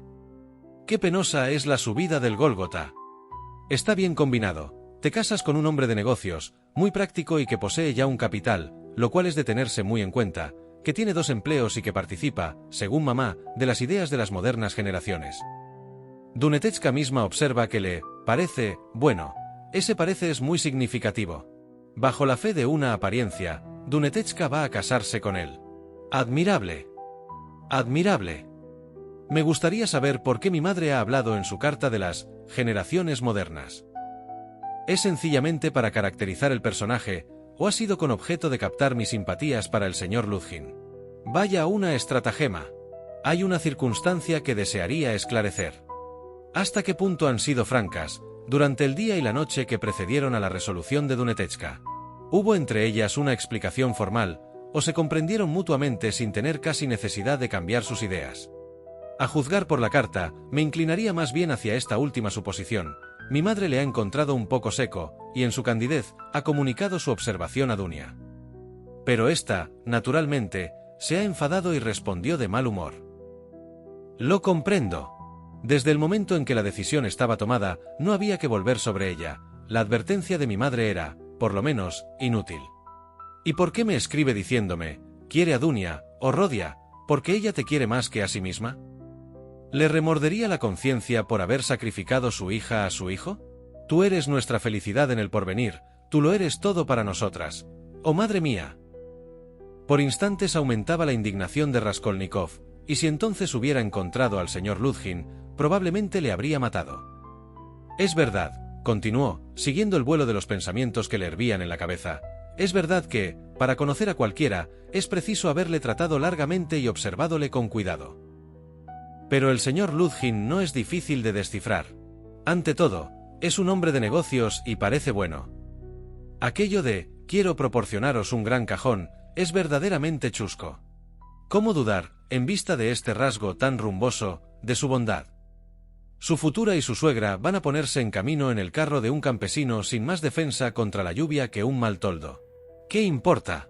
El trayecto hasta la estación no es más que de 90 verstas. Enseguida entraremos en un coche de tercera, para recorrer 1000 verstas. Tiene razón, es preciso cortar el traje según la tela, pero usted, señor Luzhin, ¿en qué piensa usted? Vamos a ver, ¿no se trata de su futura esposa? ¿Y cómo puede usted ignorar que para emprender semejante viaje tiene la madre que tomar un préstamo sobre su pensión? Sin duda, con el espíritu mercantil que usted posee, ha considerado que esta boda es un negocio a medias, y que, por consiguiente, cada asociado debe suministrar la parte que le corresponde. Pero usted ha arrimado demasiado el ascua a su sardina, no hay paridad entre lo que cuesta un cajón y lo que cuesta el viaje. ¿Es que no se hacen cargo de estas cosas, o que fingen no verlo? Lo cierto es que parecen contentas. Sin embargo, ¿qué frutos pueden esperarse de tales flores? Lo que me irrita en ese extraño sujeto, es más la tacañería que su proceder. El amante da señal de lo que será el marido. Y mamá, que tira el dinero por la ventana, ¿con qué llegará a San Petersburgo? Con 3 rublos o 3 billetitos, como decía aquella vieja. ¿Con qué recursos cuenta para vivir aquí? Por ciertos indicios, ha comprendido que después del matrimonio no podrá vivir con Dunia. Alguna palabra se le ha escapado a ese amable señor, que ha sido sin duda un rayo de luz para mi madre, aunque ella se esfuerce en cerrar los ojos a la evidencia. Tengo intención de rehusar, me dice, pero entonces, ¿con qué medios de existencia cuenta? Con los 120 rublos de pensión, de los cuales será preciso descontar la suma prestada por Anastasio Ivanovich. Allá en nuestro pueblo, mi pobre madre se quema los ojos haciendo toquillas de punto de lana y bordando mangas. Pero este trabajo no le da más que 20 rublos al año. Luego, a pesar de todo, pone su esperanza en los sentimientos generosos del señor Luzhin. Me instará a que no me separe de mi hija. Sí, fíjate.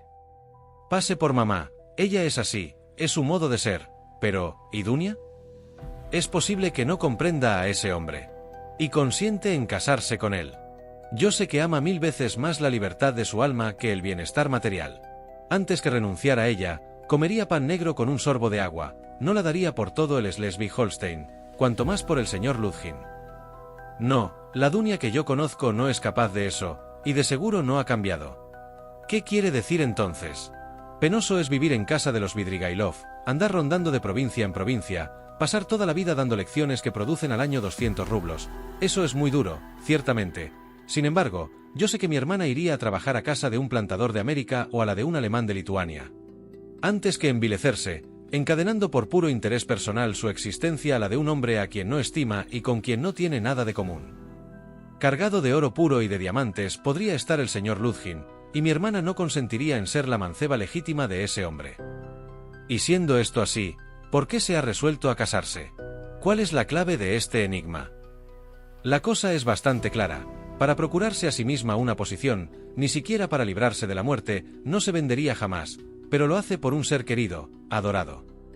Esta es la explicación de todo el misterio. Se vende por su madre, se vende por su hermano. Y lo vende todo. Eso es, violentemos nuestro sentimiento moral, pongamos en público mercado nuestra libertad, nuestro reposo, nuestra misma conciencia, todo, todo. Perezca nuestra vida, con tal de que los seres queridos sean felices. Hagamos más todavía, imitemos la casuística sutil de los jesuitas, transijamos con nuestros escrúpulos y persuadámonos de que es preciso proceder de este modo, que la excelencia del fin justifica los medios.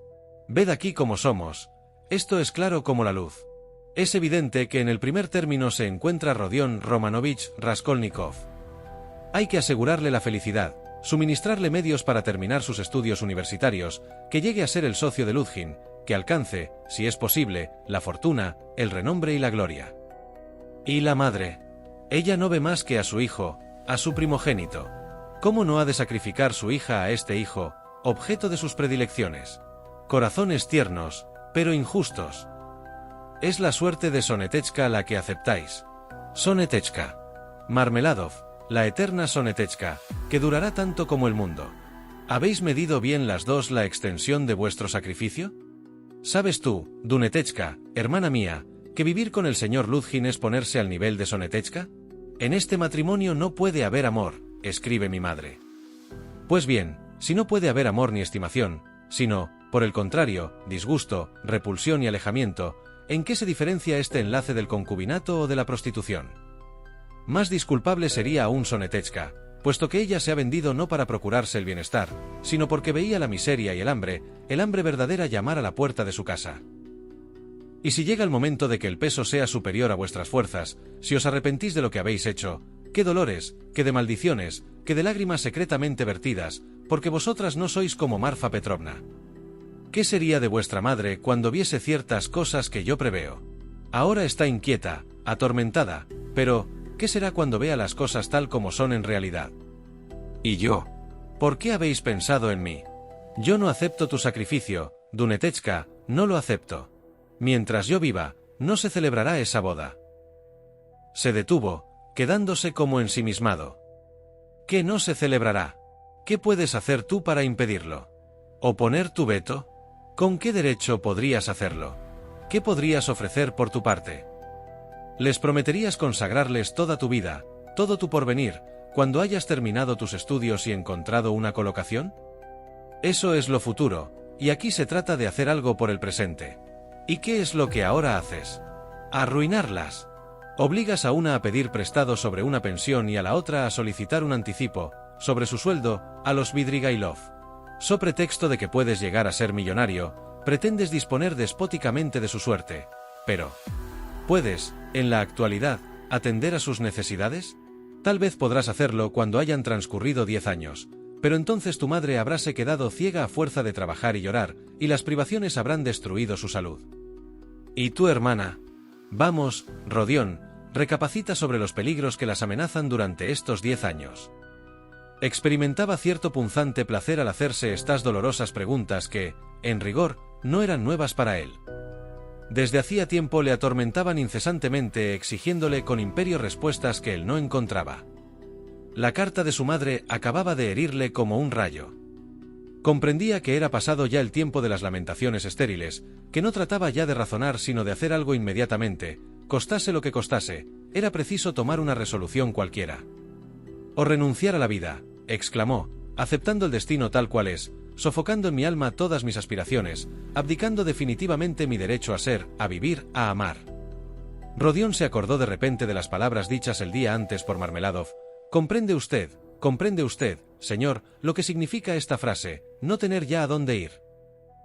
Acababa de presentarse ante su espíritu un pensamiento que también se le había ocurrido la víspera, y se estremeció.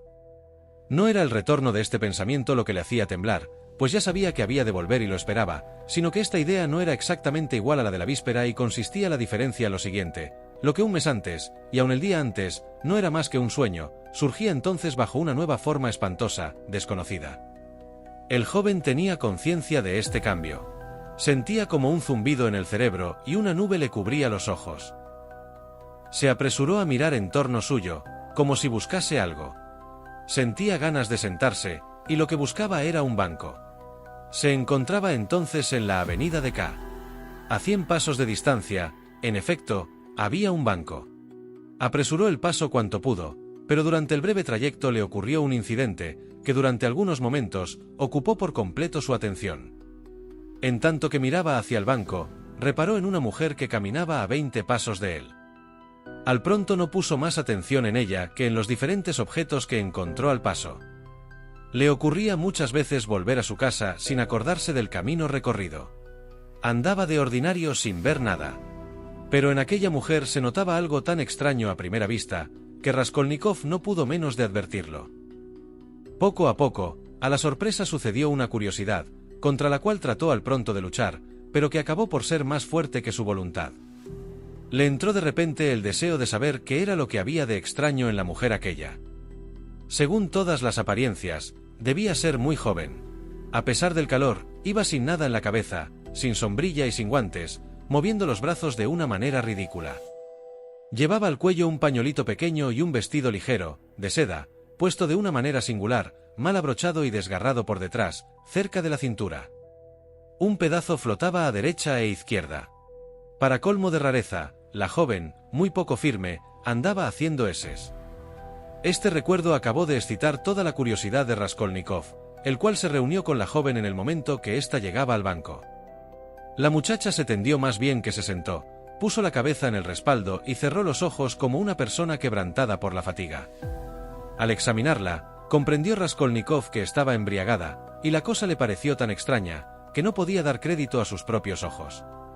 Tenía ante él una carita casi infantil que apenas representaba 16 años, quizás solamente 15. Aquella cara, rodeada de cabellos rubios, era muy linda pero estaba como arrebatada y un poco hinchada. Parecía que la joven no tenía conciencia de sus actos. Estaba con las piernas cruzadas una sobre la otra en actitud muy poco decorosa, y todos los indicios hacían suponer que no se daba cuenta del lugar donde se hallaba. Raskolnikov no se sentaba ni quería irse, y permanecía en pie frente a ella, sin saber qué resolver. Era más de la 1 y hacía un calor insoportable. Así es que la avenida, que a otras horas suele estar muy concurrida, estaba casi desierta. Sin embargo, a 15 pasos de distancia se mantenía apartado, en la cuneta del paseo, un señor que evidentemente deseaba aproximarse a la joven con ciertas intenciones. También, sin duda, la había visto de lejos y puestóse a seguirla, pero la presencia de Raskolnikov le embarazaba. Echaba, disimuladamente, es verdad, miradas irritadas a este último y esperaba con impaciencia el momento en que aquel, descamisado, le cediese el puesto. Nada más claro. El tal caballero, vestido muy elegantemente, era de unos 30 años, grueso, fuerte, de tez rojiza, de labios rosados y fino bigote. Raskolnikov, invadido de violenta cólera, y deseoso de insultarle, se apartó un instante de la joven y se aproximó al señor. Svidrigailov, exclamó el joven apretando los puños y riendo sardónicamente, lo que hacía que los labios se le cubriesen de espuma. El elegante frunció las cejas, y su fisonomía tomó un aspecto de altanero estupor. ¿Qué significa esto?, continuó con un tono despreciativo. Esto significa que es preciso que se vaya con la música a otra parte. ¿Cómo te atreves, canalla? Y levantó el bastón, pero Raskolnikov, con los puños cerrados, se lanzó sobre el grueso señor, sin pensar que éste habría dado fácilmente cuenta de dos adversarios como él. Mas en aquel momento alguien asió por detrás a Raskolnikov. Era un guardia que acertó a pasar casualmente junto a ellos.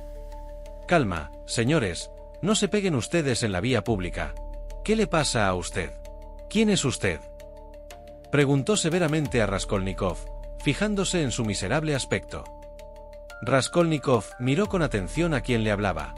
El guardia, con sus bigotes blancos, tenía cara de soldado veterano, parecía, además, inteligente. De usted precisamente tenía necesidad, dijo el joven, y agarró por el brazo al guardia. Soy un antiguo estudiante, me llamo Raskolnikov. Usted puede también oírlo, añadió, dirigiéndose al caballero. Venga usted conmigo, y, sin soltar al guardia, le llevó hasta el banco. Mire usted, esa joven se halla en completo estado de embriaguez. Hace un momento se paseaba por la avenida. Es difícil averiguar su posición social, pero no parece mujer de vida alegre. Lo más probable es que la hayan emborrachado, y abusado de ella después. ¿Comprende usted? Luego, ebria como estaba, la han echado a la calle. Vea usted los jirones que tiene el traje, repare usted cómo lo lleva puesto. Esta joven no se ha vestido por sí misma, la han vestido manos inexpertas, seguramente manos de hombre. Fíjese usted. Este buen señor, con quien quería agarrarme hace un momento, a quien no conozco, a quien veo por primera vez, advirtiendo que esta muchacha está ebria y que no tiene conciencia de nada, ha querido aprovecharse de su estado para llevarla Dios sabe a dónde.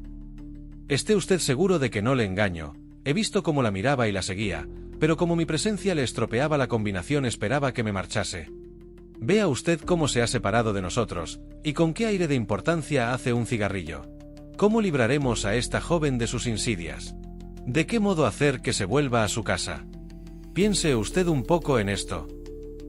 El guardia se hizo cargo inmediatamente de la situación y se puso a reflexionar. No había duda respecto a las intenciones del caballero, pero quedaba la muchacha. El soldado se inclinó hacia ella para examinarla de cerca, y en su semblante se dibujó verdadera compasión. «¡Ah, qué desgracia!», dijo moviendo la cabeza. «Es todavía una niña. De seguro se la ha tendido un lazo. Escuche, señorita, ¿dónde vive usted?». La joven levantó pesadamente los párpados y miró a los dos hombres con expresión imbécil e hizo un gesto como para rechazarlos. Raskolnikov sacó del bolsillo 20 kopecks. «Tome usted», dijo al guardia, «tome usted un coche y llévela a su casa. Solo falta que nos dé su dirección». «Señorita, señorita», dijo de nuevo el guardia, después de tomar el dinero.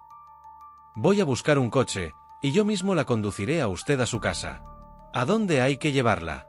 ¿Dónde vive usted?». «Dios mío». «Me prenden», murmuró la joven con el mismo movimiento de antes. «¡Qué ignominia! ¡Qué infamia!», dijo el soldado, sintiendo a la vez piedad e indignación. «Vaya un apuro», añadió dirigiéndose a Raskolnikov, a quien miró de nuevo de pies a cabeza. Aquel desarrapado tan dispuesto a dar dinero, le parecía enigmático. «¿La ha encontrado usted muy lejos de aquí?», preguntó. «Ya le he dicho que iba delante de mí, por la avenida, tambaleándose. Apenas llegó a este banco, se dejó caer en él». «¡Ah! ¡Qué infamias se cometen en el mundo, señor! Tan joven y borracha. La han engañado, de seguro. Tiene la ropa desgarrada. ¡Oh, cuánto vicio hay en el día! Quizás sean sus padres nobles arruinados. Hay tantos ahora. Parece una señorita de buena familia. ¿Acaso el guardia era padre de hijas bien educadas, a las cuales pidiera tomarse por muchachas de buena familia? Lo esencial, dijo Raskolnikov, es impedir que caiga en las manos de ese hombre. De fijo que el bribón no ha desistido de su propósito. Allí sigue». Al decir estas palabras, el joven levantó la voz e indicó con un ademán al caballero.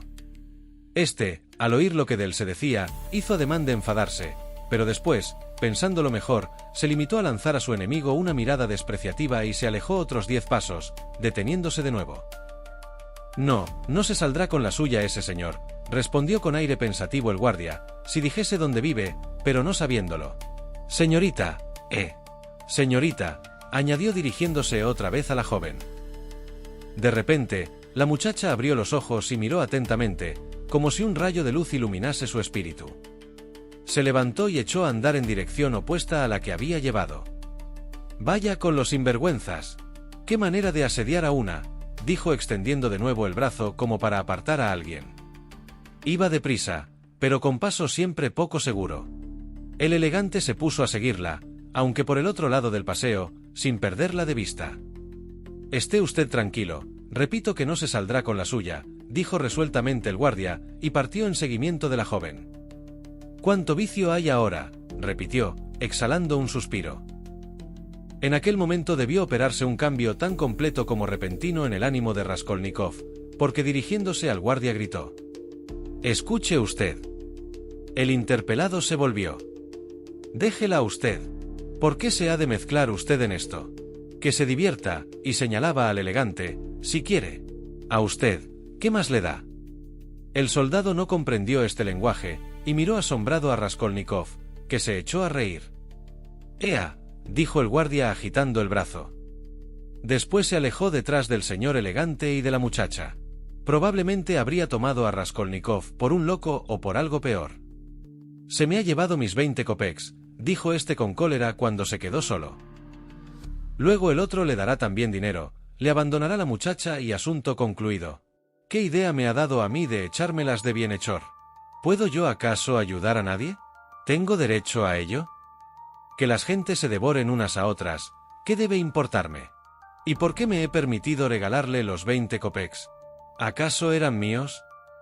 A pesar de sus extrañas palabras, tenía el corazón angustiado. Se sentó como anonadado en el banco. Sus pensamientos eran incoherentes.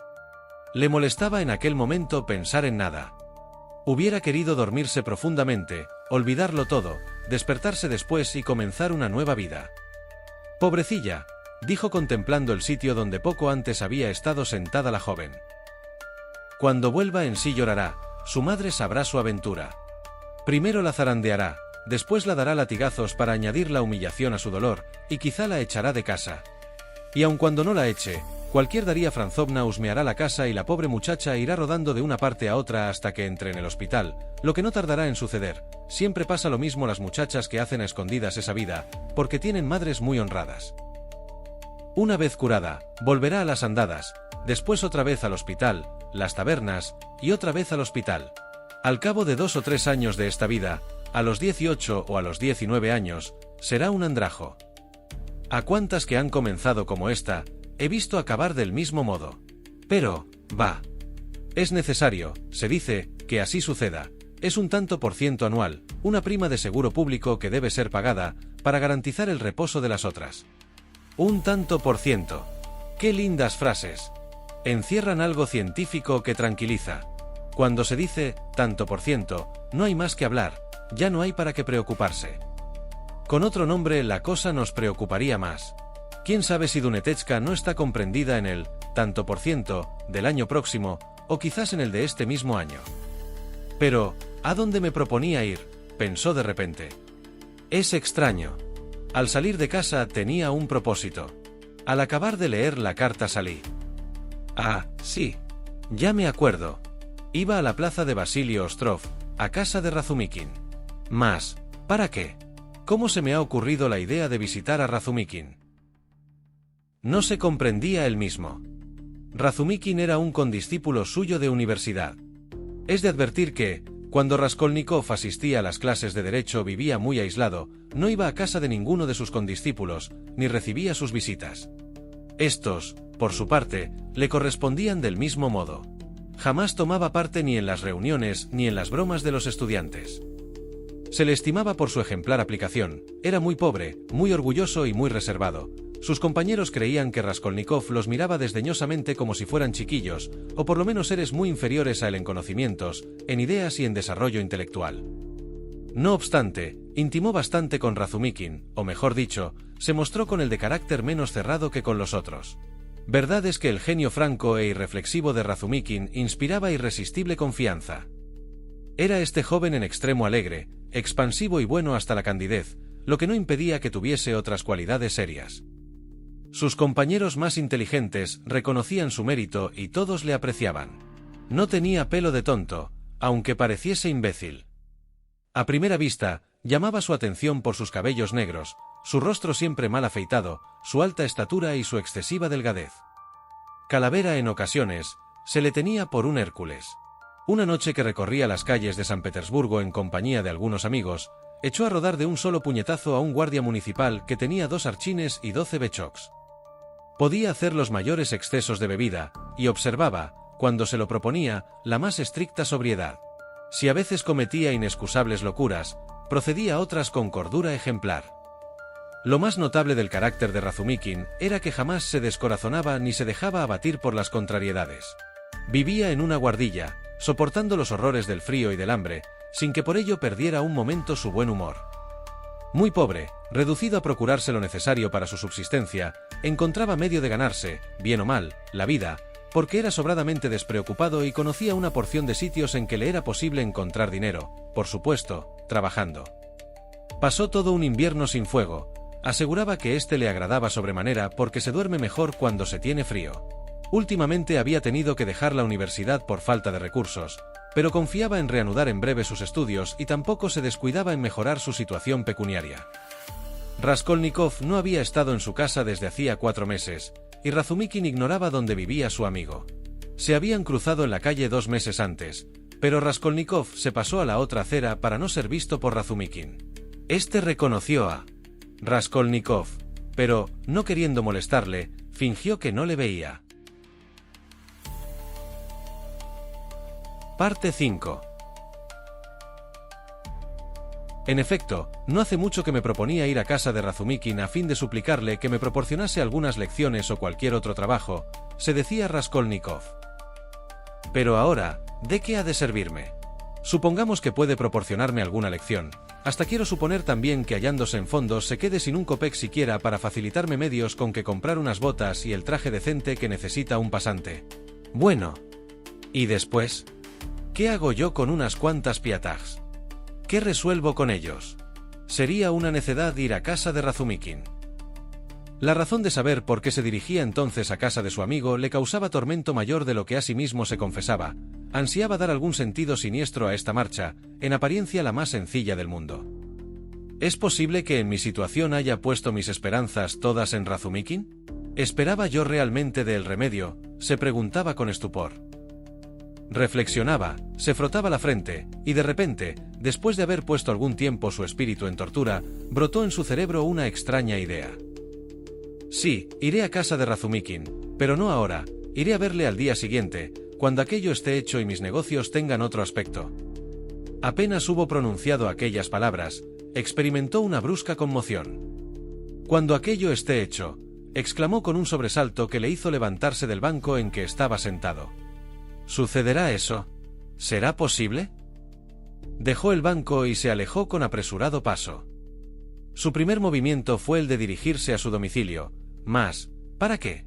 Volver a aquel aposento en que acababa de pasar más de un mes premeditando todo aquello. Al saltarle este pensamiento, se sintió disgustado y se puso a marchar a la aventura. Su temblor nervioso tomó un carácter febril. Se estremeció convulsivamente, y a pesar de la elevación de la temperatura, tenía frío. Casi a su pesar, cediendo una especie de necesidad interior, se esforzaba en fijar su atención en los diversos objetos que encontraba, para librarse de la obsesión de una idea que le trastornaba. En vano trataba de distraerse, a cada instante caía en su preocupación. Cuando levantaba la cabeza dirigía sus miradas en torno suyo, y olvidaba durante un minuto lo que venía pensando y aun el lugar donde se encontraba. De este modo fue como atravesó toda la plaza de Vasili Ostrov, desembocó en el pequeño Neva, pasó el puente y llegó a las islas. El verdor y la frescura regocijaron sus ojos, acostumbrados al polvo, a la cal, a los montones de arena y de escombros. Allí nada de ahogo, de exhalaciones metíficas, ni de tabernas. Pero pronto perdieron estas sensaciones nuevas su encanto y dieron lugar a una gran inquietud. A veces el joven se detenía delante de alguna quinta que surgía coquetonamente en medio de una vegetación riente, miraba por la verja y veía en las terrazas y balcones mujeres elegantemente vestidas o niños que correteaban por los jardines. Se fijaba principalmente en las flores, era lo que atraía más sus miradas. De tiempo en tiempo pasaban al lado del caballeros y amazonas y soberbios carruajes, lo seguía con los ojos curiosos y los olvidaba antes de que lo hubiese perdido de vista. Se detuvo para contar el dinero que llevaba en el bolsillo, y se encontró dueño, aproximadamente, de 30 kopecks.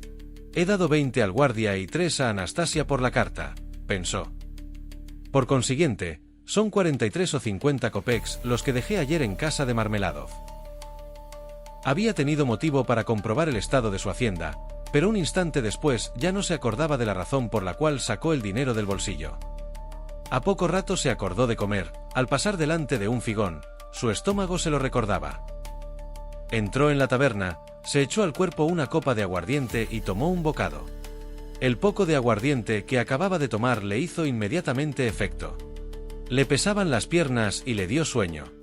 Quiso volverse a su casa, pero al llegar a Petrovsky-Ostrov comprendió que no podía dar un paso más. Dejó, pues, el camino, penetró en el soto y se echó en la hierba, durmiéndose enseguida. Cuando se está algo enfermo, los sueños suelen distinguirse por su relieve extraordinario y por su asombrosa semejanza con la realidad.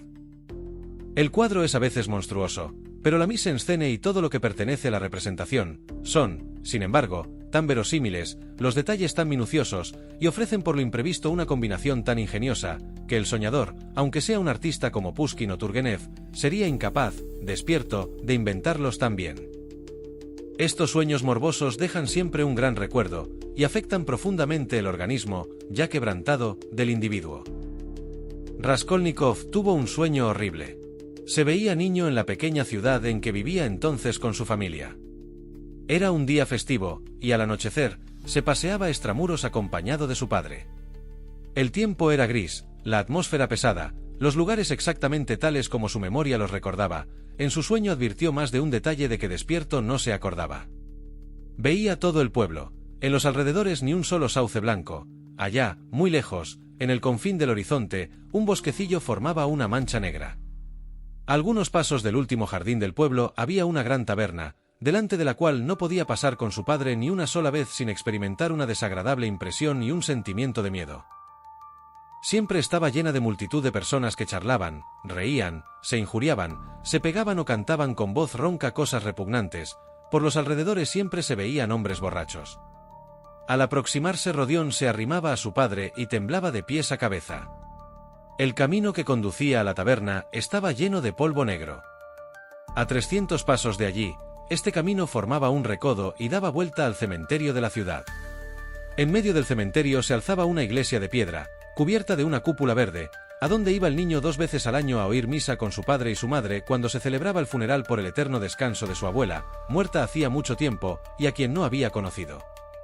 Llevaban un pastel de arroz con una cruz encima hecha con pasas. El niño amaba esta iglesia, con sus viejas imágenes, en su mayor parte desprovistas de adornos, y su anciano capellán de cabeza temblona. Al lado de la piedra que marcaba el sitio donde reposaban los restos de la anciana, había una tumba pequeña, la del hermano mayor de Rodión, muerto a los 6 meses. Tampoco le había conocido, pero se le había dicho que había tenido un hermanito, así es que cada vez que visitaba el cementerio, hacía piadosamente la señal de la cruz encima de la tumba pequeña, e inclinándose con respeto la besaba. He aquí ahora su sueño. Va con su padre por el camino del Campo Santo, pasan delante de la taberna, él va asido de la mano de su padre y dirige miradas tenebrosas a la odiosa casa, donde reina mayor animación que de costumbre. Hay allí muchedumbre de campesinas y de mujeres de la clase media, vestidas con sus trajes domingueros, acompañadas de sus maridos y de la hez del pueblo. Todos están ebrios y todos cantan. Delante de la puerta de la taberna hay una de esas enormes carretas que se emplean de ordinario para el transporte de mercancías y toneles de vino, a las que se suelen enganchar vigorosos caballos de gruesas patas y largas crines. A Raskolnikov le divertía contemplar aquellos robustos animales que arrastraban pesos enormes sin la menor fatiga. Pero ahora a esa pesada carreta estaba enganchado un caballejo flaquísimo, uno de esos escuálidos rocines que los mujiks acostumbran enganchar a grandes carros de madera o de heno y a los que muelen a palos, llegando hasta pegarles en los ojos y en los befos cuando las pobres bestias hacen esfuerzos para arrastrar el vehículo atascado. Este espectáculo, visto varias veces por Raskolnikov, le llenaba los ojos de lágrimas, y su madre, en tales casos, le apartaba siempre de la ventana. De repente se promueve un gran alboroto, de la taberna salen gritando, cantando y tocando la guitarra varios mujiks completamente ebrios, llevan blusas rojas y azules, y los capotes echados negligentemente sobre los hombros. «Subid, subid todos», grita todavía un hombre, de robusto cuello y de rostro carnoso, color de zanahoria. «Os llevo a todos, subid». Estas palabras provocan risas y exclamaciones. «Hacer el camino con semejante penco. Has perdido el juicio, Mikolka. ¿A quién se le ocurre enganchar ese jamelgo a semejante carro? De seguro que este rocín tiene más de 20 años. Subid, os llevo a todos», grita de nuevo Mikolka, subiendo al primer carro, y, poniéndose de pie en el pescante del vehículo, aferra las riendas. El caballo bayo se lo llevó Matvey y este animalucho, amigos míos, es una condenación para mí, debería matarlo, no gana lo que come. Os digo que subáis, ya veréis cómo lo hago galopar. Vaya, así galopará. Y al decir esto, toma el látigo, gozoso con la idea de fustigar al pobre Jaco. Subamos, puesto que dice que vamos a ir al galope, dijeron, burlándose, los del grupo. Apuesto a que hace 10 años que no galopa. Buena marcha llevará. No tengáis miedo, amigos míos, tomad cada uno una vara, y duro. Eso, se le arreará. Trepan todos al carro de Mikolka riendo y burlándose. Han subido ya 6 hombres, y queda sitio todavía. Con los que han montado va una gruesa campesina, de rostro rubicundo, vestida con un traje de algodón rojo, en la cabeza una especie de gorro adornado con abalorios y va partiendo avellanas y se ríe de tiempo en tiempo. También se ríe la gente que rodea el carro, y en efecto, ¿cómo no reírse ante la idea de que semejante penco lleve al galope a tantas personas? 2 de los que están en el carro toman látigos para ayudar a Mikolka. «Andando», grita este último. El caballo tira con todas sus fuerzas, pero, lejos de galopar, apenas si puede avanzar un paso. Patalea, gime y encoge los lomos bajo los golpes copiosos como el granizo que los 3 látigos le descargan. Redoblan las risas en el carro y en el grupo, pero Mikolka se incomoda y golpea al Jaco con más fuerza como si, en efecto, esperase hacerle galopar. «Dejadme subir a mí también, amigos míos», grita entre los espectadores un joven que arde en deseos de mezclarse con la alegre pandilla. «Sube», respondió Mikolka. «Subid todos, que yo le haré correr». Y sigue golpeando, y en su furor no sabe ya con qué pegarle al animal. «Papá, papá», dice el niño a su padre, «¿qué están haciendo? Pegan al pobre caballejo». «Vamos, vamos», dice el padre, «son borrachos que se divierten a su modo. Imbéciles. No les hagas caso». Quiere llevárselo, pero Rodión se desprende de las manos paternales, y sin hacer caso de nada se acerca corriendo al caballo. El desgraciado cuadrúpedo no puede ya más. Resuella fatigosamente, trata de tirar, y poco falta para que no se caiga. «Pegadle, pegadle hasta que reviente», aúlla Mikolka. «Eso es lo que hay que hacer. Yo os ayudaré». «Tú no eres cristiano, sino lobo», grita un viejo del grupo. «¿A quién se le ocurre que un animalejo tan pequeño pueda arrastrar un armatoste como este?», grita otro. «Bribón», vocifera un tercero. «No es tuyo, es mío, hago lo que quiero. Subid aún. Es preciso que galope». De repente la voz de Mikolka queda ahogada por las carcajadas de la gente. El animal, atormentado por los palos, acaba por perder la paciencia, y a pesar de su debilidad, empieza a tirar coces. Hasta el mismo viejo se echa a reír. Y había, en efecto, motivos de risa, un caballo que no puede sostenerse en pie y que, sin embargo, cocea. 2 campesinos se destacan del grupo, y armados de látigos la emprenden a palos con el animal. Uno por la derecha, y otro por la izquierda. «Dadle en los morros, en los ojos, sí, en los ojos», vociferaba Mikolka. «Una canción, amigos», grita uno del corro, e inmediatamente toda la pandilla entona una canción soez al son de una pandereta. La campesina sigue partiendo avellanas y se ríe. Rodión se acerca al caballo y ve que le pegan en los ojos. Sí, en los ojos.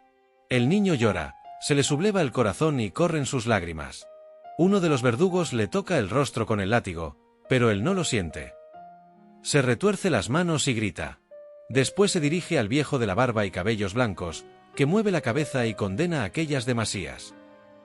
Una mujer toma al niño de la mano y quiere apartarlo de esta escena, pero él se escapa y corre otra vez hacia el caballo. Este, ya casi sin fuerzas, intenta aún cocear. ¡Ah, maldito!, exclama Mikolka, deja el látigo, se baja, toma del fondo del carro un largo y pesado garrote y lo blande con fuerza con las dos manos sobre el pobre caballo. «¡Lo va a matar!», gritaban en derredor suyo. «¡Lo matará!». «Es mío», grita Mikolka, y el garrote, manejado por dos brazos vigorosos, cae con estrépito sobre el lomo del animal. «¡Fustígalo! ¿Por qué te detienes?», gritan varias voces en el grupo. De nuevo el garrote se levanta y cae sobre el espinazo de la pobre bestia. Bajo la violencia del golpe, el caballejo está a punto de caerse. Sin embargo, hace un supremo esfuerzo con todas las fuerzas que le quedan, tira en diversos sentidos para escapar de aquel suplicio, mas por todas partes encuentra los 6 látigos de sus perseguidores. Mikolka una vez y otra vez golpea a su víctima con el garrote. Está furioso por no poder matarlo de un solo golpe. «No quiere morir», gritan los del grupo. «No le queda mucho de vida», observa uno de los que contemplan regocijados el bárbaro espectáculo. Se acerca su último momento. «Dale con un hacha, es el medio de acabar con él», apunta un tercero. «Dejadme», dice Mikolka, y suelta el garrote, busca de nuevo en el carro, y toma una barra de hierro. «Fuera», grita, y asesta un violento golpe al pobre caballo. El penco se tambalea, quiere aún tirar, pero un segundo golpe con la barra le tiende en el suelo, como si le hubiesen cortado instantáneamente los 4 miembros. «Acabemos», aúlla Mikolka, que, fuera de sí, salta del carro. Algunos mocetones, rojos y avinados, agarran cada cual lo que tienen más a mano, látigos, palos, el garrote, y corren al caballo expirante. Mikolka, en pie, al lado de la bestia, la golpea sin cesar con la barra de hierro. El caballo extiende la cabeza y muere.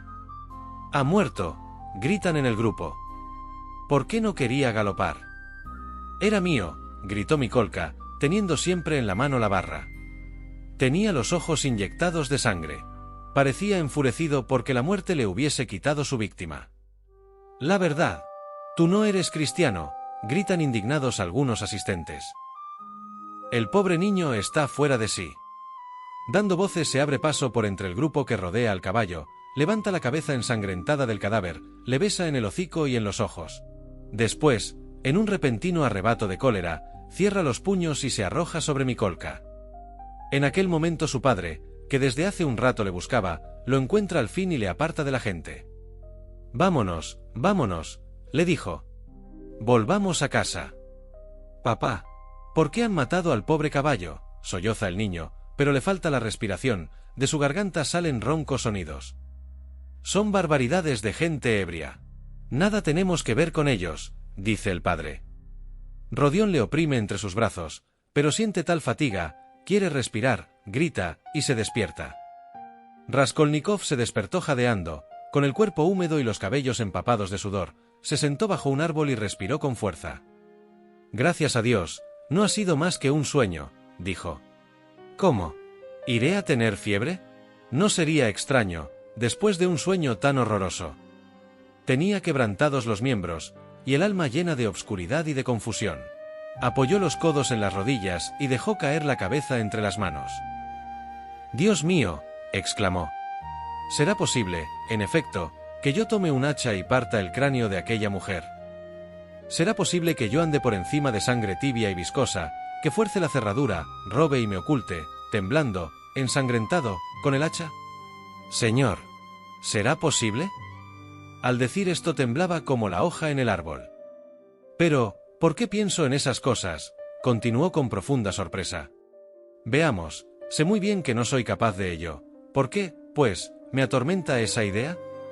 Ayer ya, cuando fui a hacer el ensayo, comprendí perfectamente que aquello era superior a mis fuerzas. ¿De dónde procede que siga dando vueltas a la misma idea? Ayer, al bajar la escalera, iba diciendo que era innoble, odioso, repugnante. Solamente pensar en tal cosa me aterraba. No, no me atreveré, esto es superior a mis fuerzas. Aunque todos mis razonamientos no dejasen lugar a duda, aunque todas las conclusiones a que he llegado durante un mes fuesen claras como el día, exactas como la aritmética, no podría decidirme a dar este paso. No soy capaz. ¿Por qué pues? ¿Por qué ahora? Se levantó, miró en torno suyo, como si se sorprendiese de estar allí, y se encaminó hacia el puente T. Estaba pálido y le brillaban los ojos. Todo su ser mostraba decaimiento, pero comenzaba a respirar con más libertad.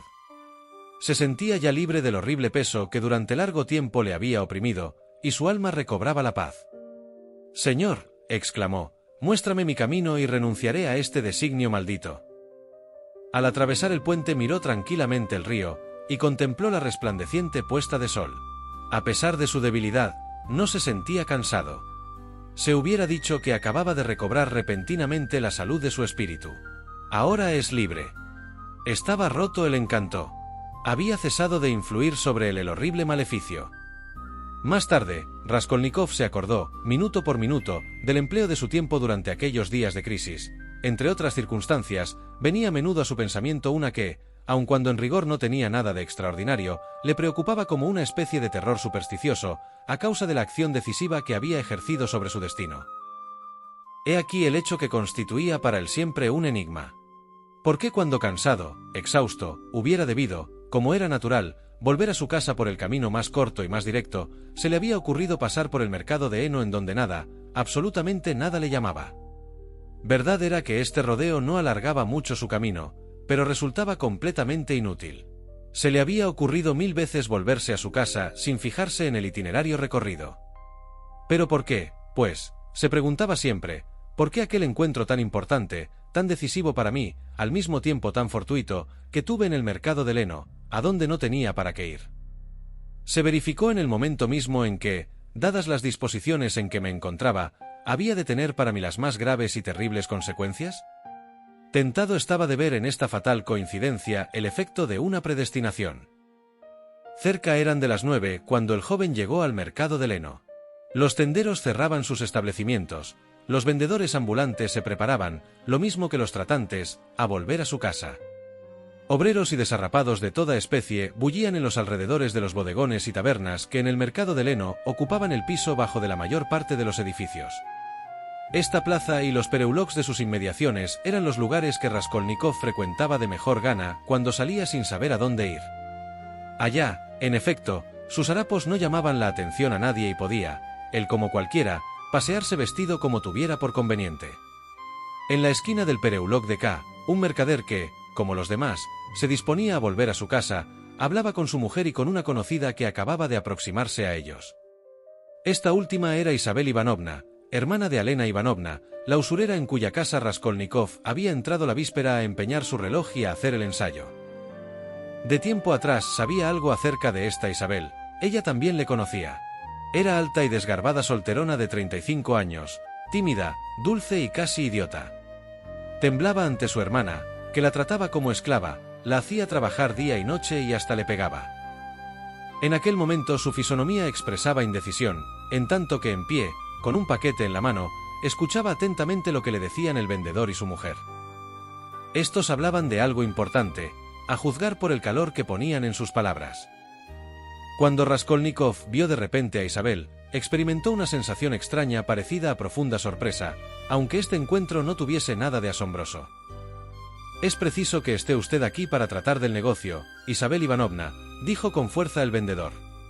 «Venga usted mañana de 6 a 7. También vendrán los otros». «¿Mañana?», dijo vacilante Isabel, que parecía temerosa de decidirse.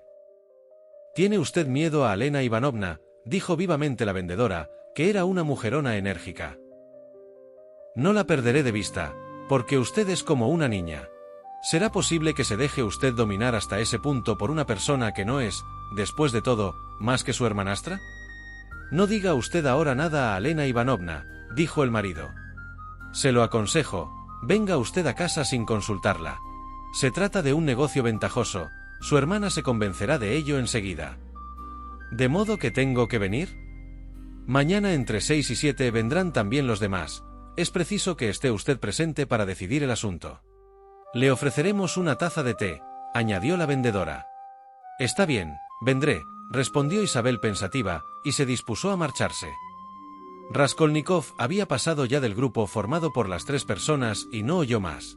Había prudentemente acortado el paso, esforzándose por no perder palabra de la conversación. A la sorpresa del primer momento, había sucedido en él un vivo terror.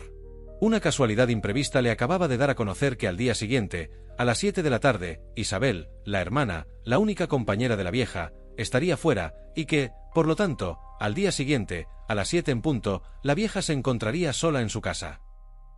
El joven estaba a algunos pasos de su domicilio. Entró en su casa como si lo hubiesen condenado a muerte. No pensó en nada, ni estaba en disposición de pensar. Sintió súbitamente en todo su ser que no tenía ni voluntad, ni libre albedrío, y que todo estaba definitivamente resuelto. Ciertamente, hubiera podido esperar años enteros sin una ocasión favorable, aun tratando de hacerla nacer como aquella que acababa de ofrecérsele. En todo caso, le habría sido difícil saber la víspera a ciencia cierta y sin correr el menor riesgo, sin comprometerse con preguntas imprudentes, que mañana a tal hora, tal vieja, a quien él quería matar, estaría sola en su casa. Parte 6. Raskolnikov supo después por qué el vendedor y su mujer habían invitado a Isabel a venir a su casa. La cosa era sencillísima. Una familia extranjera que, encontrándose muy apurada, quería deshacerse de algunos efectos, que consistían en vestidos y en ropa interior usada de mujer. Estas personas deseaban ponerse en relación con la vendedora.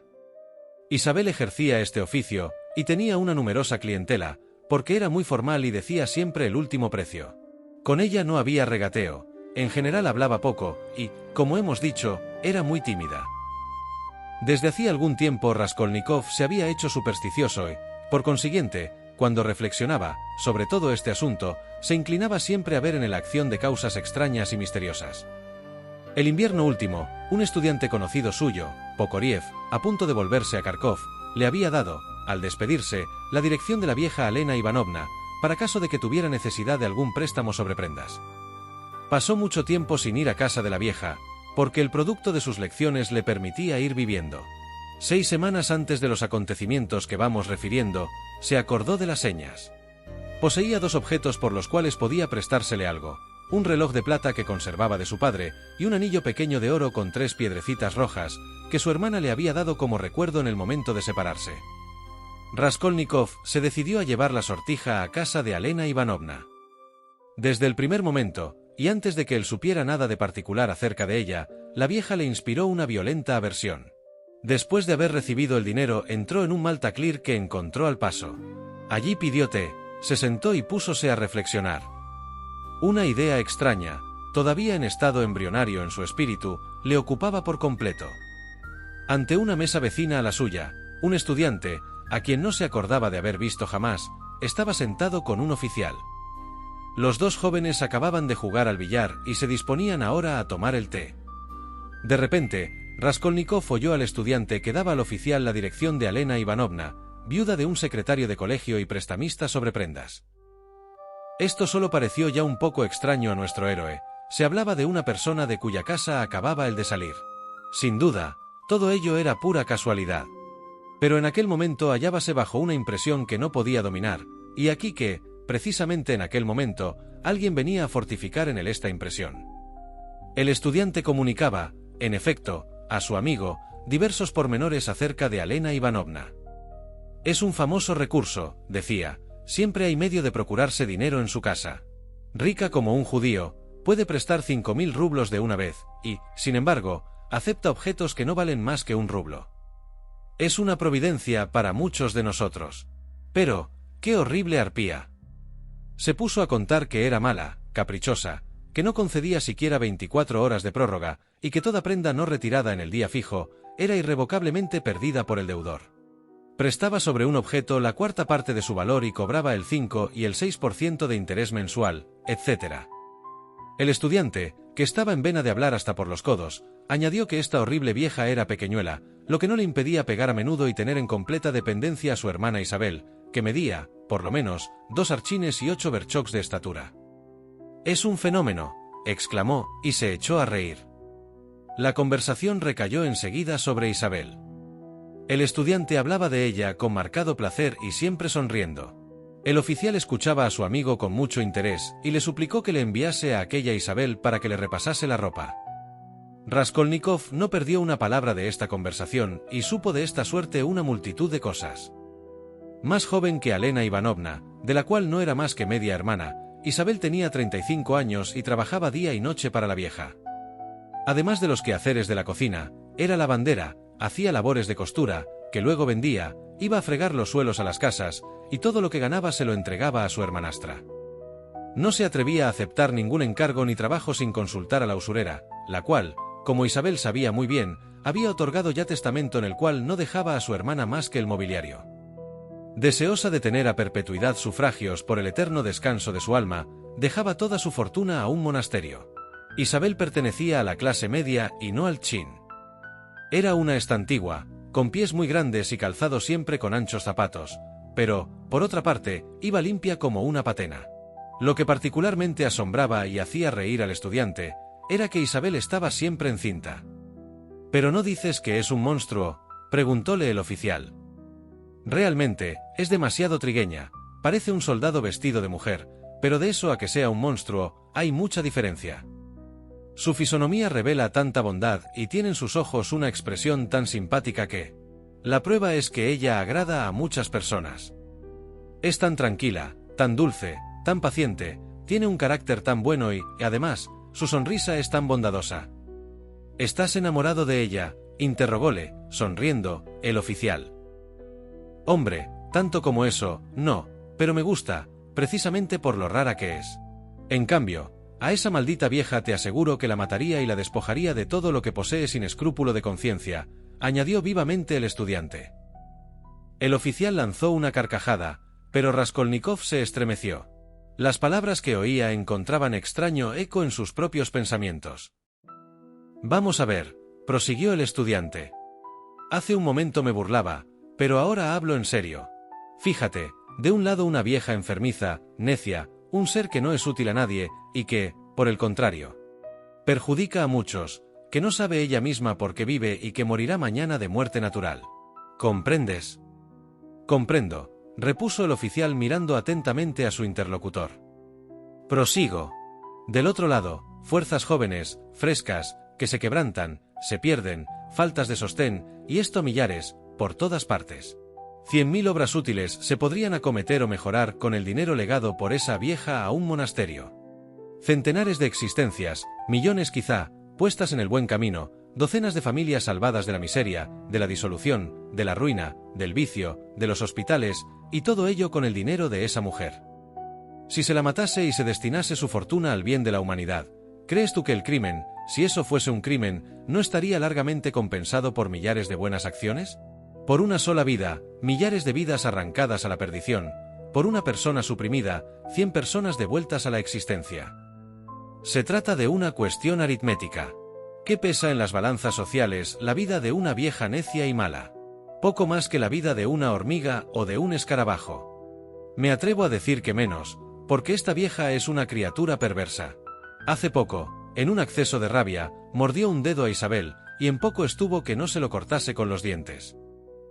«Cierto que es indigna de vivir», respondió el oficial, «pero ¿qué quieres? La naturaleza».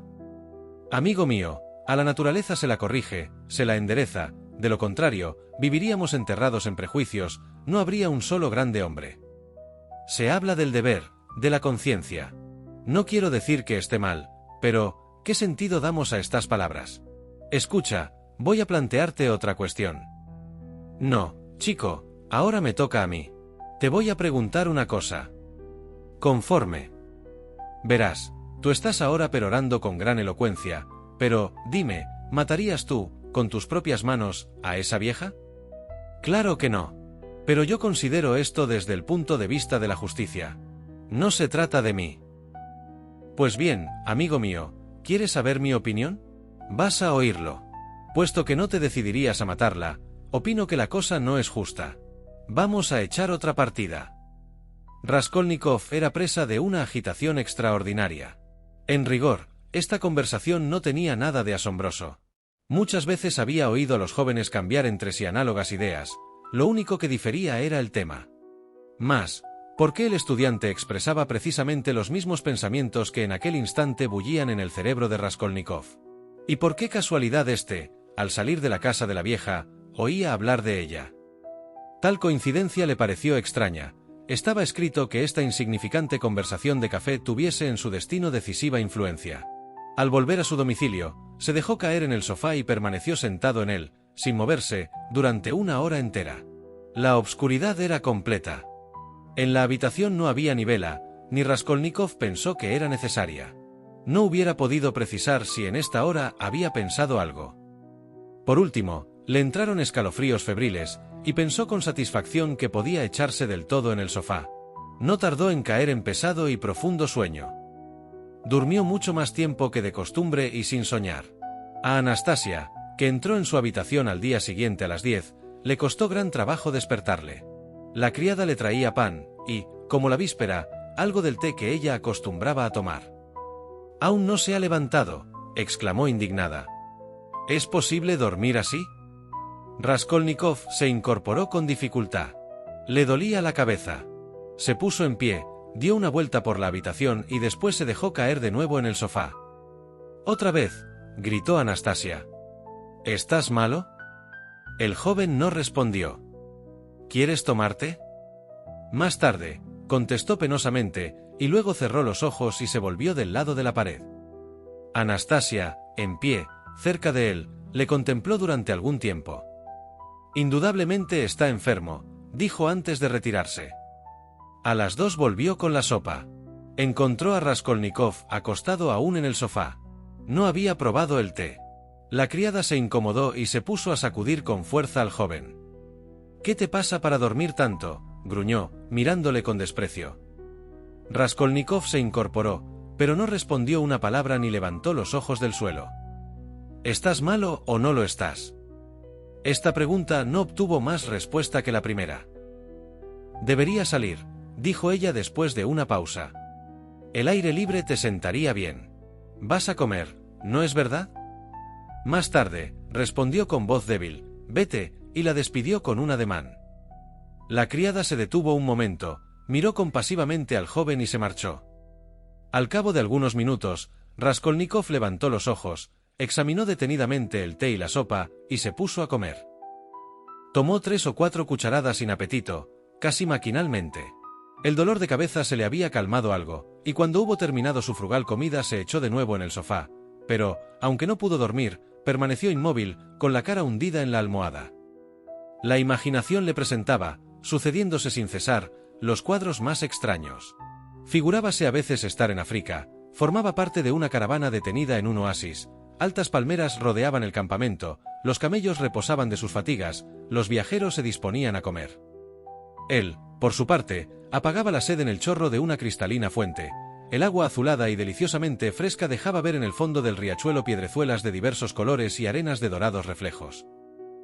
De repente hirió sus oídos el sonido de la campana de un reloj. Aquel ruido le hizo temblar, y adquiriendo nuevamente el sentimiento de la realidad, se levantó de un salto, después de mirar a la ventana y calcular la hora que podría ser.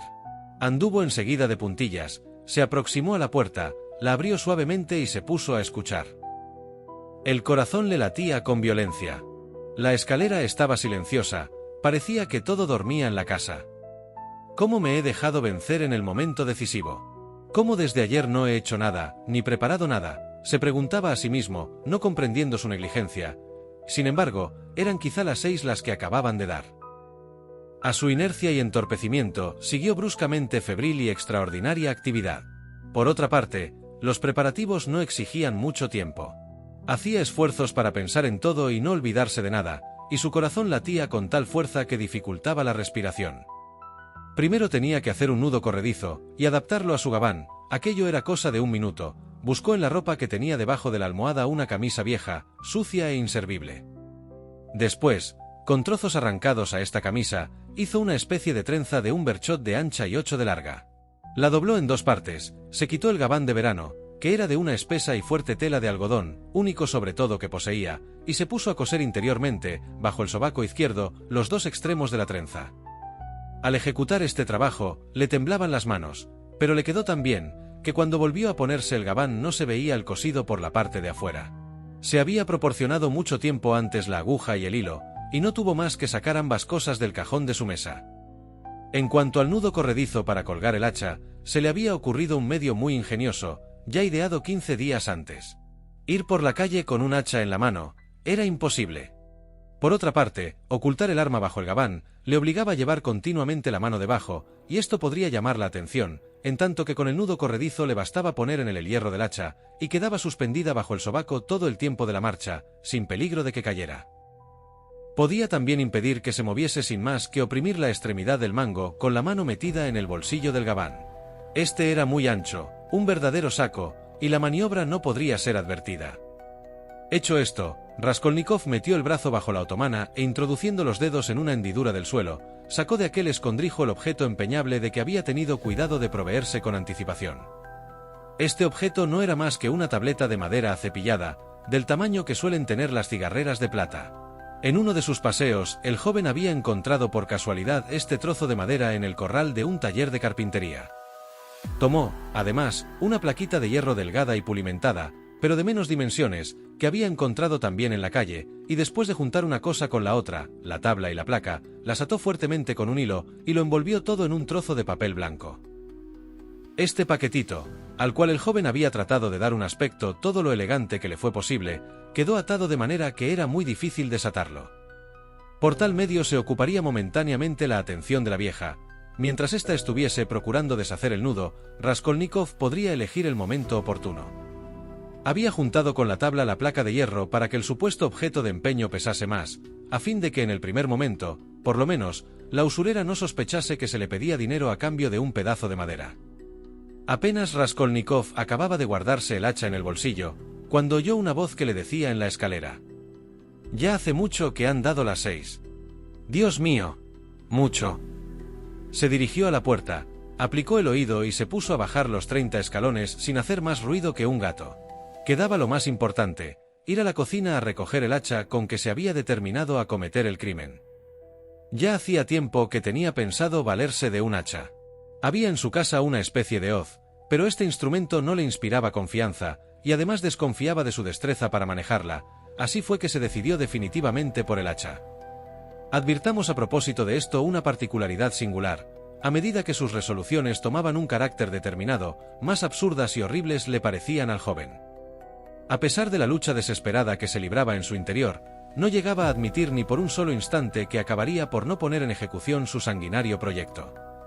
Si todos los obstáculos hubieran sido vencidos, todas las dudas disipadas, todas las dificultades allanadas, probablemente habría renunciado a su designio por absurdo, monstruoso e imposible. Pero le quedaba todavía multitud de puntos que esclarecer y de problemas que resolver. Lo de hacerse con el hacha no inquietaba en modo alguno a Raskolnikov, porque esto era muy fácil.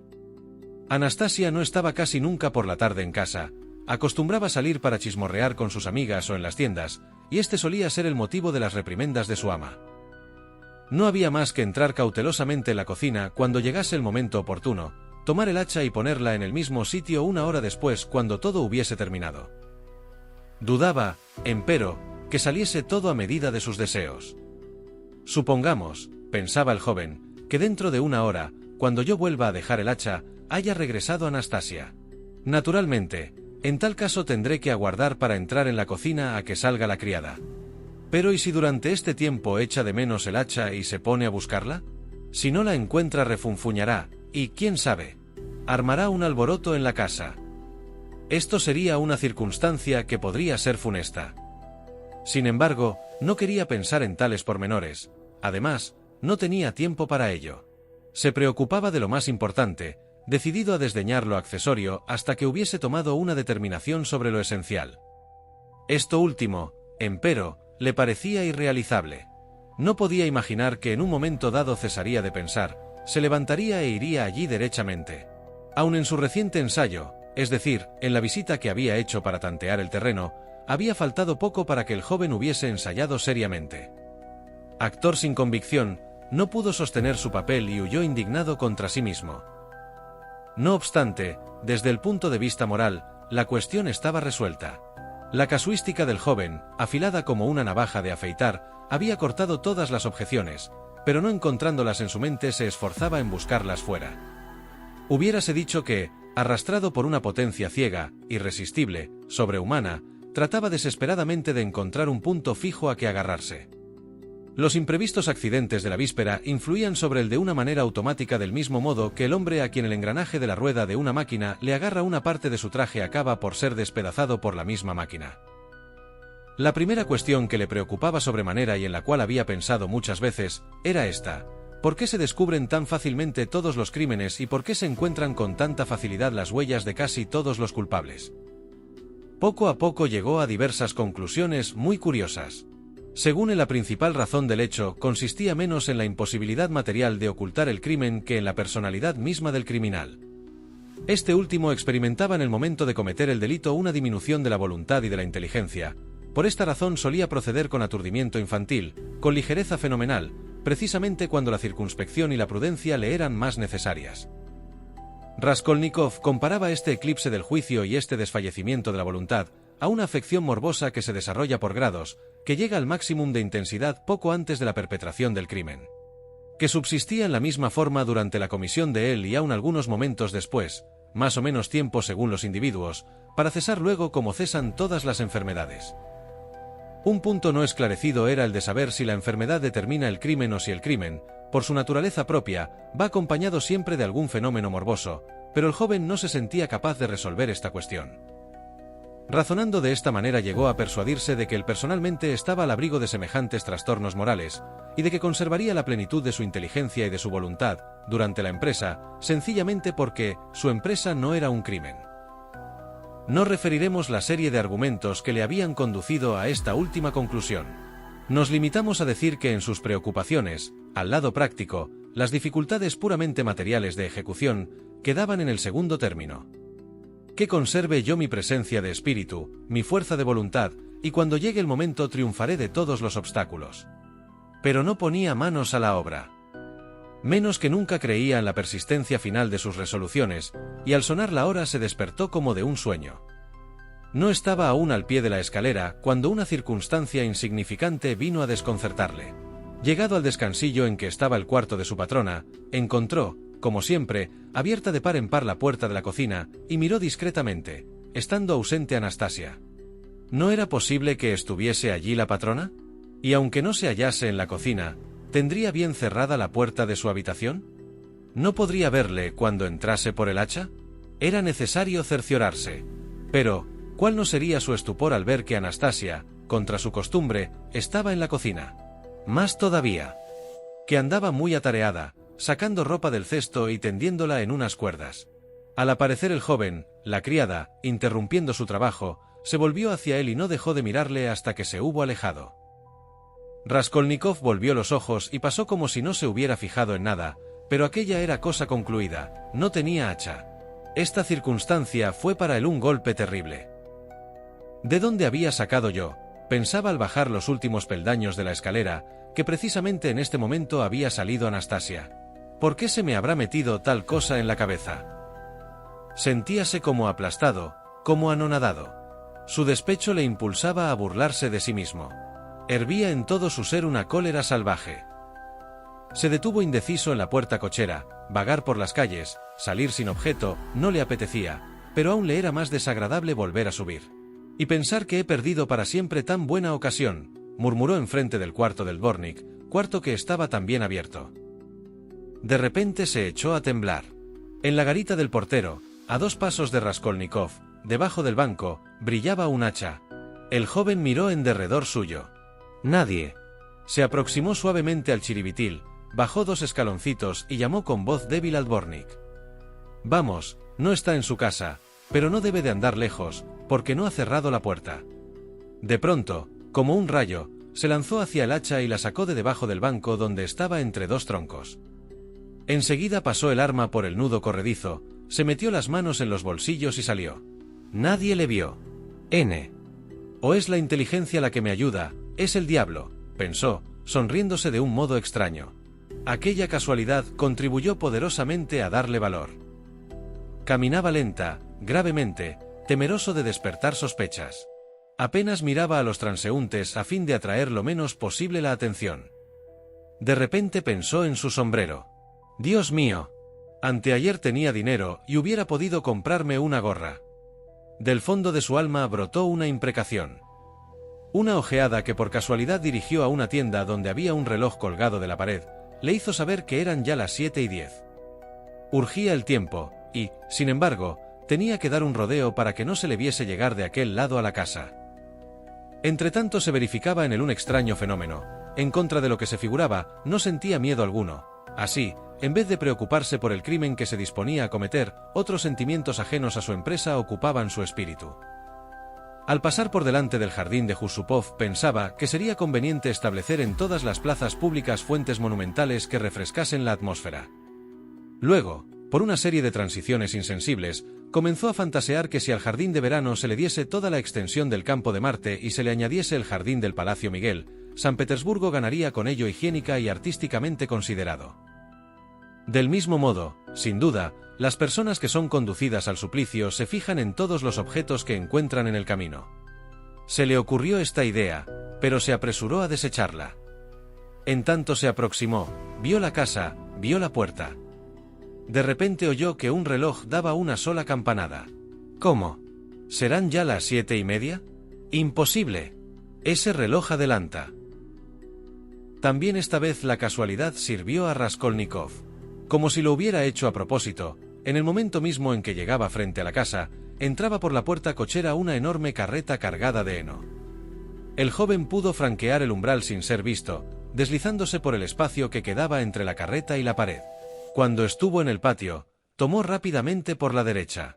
Del otro lado de la carreta disputaban algunos hombres. Raskolnikov les oía gritar, pero ninguno se fijó en él ni él por su parte encontró a nadie. Muchas de las ventanas que daban a aquel inmenso patio cuadrado estaban abiertas. Sin embargo, no levantó la cabeza. Su primer movimiento fue ganar la escalera de la vieja, que era la de la derecha.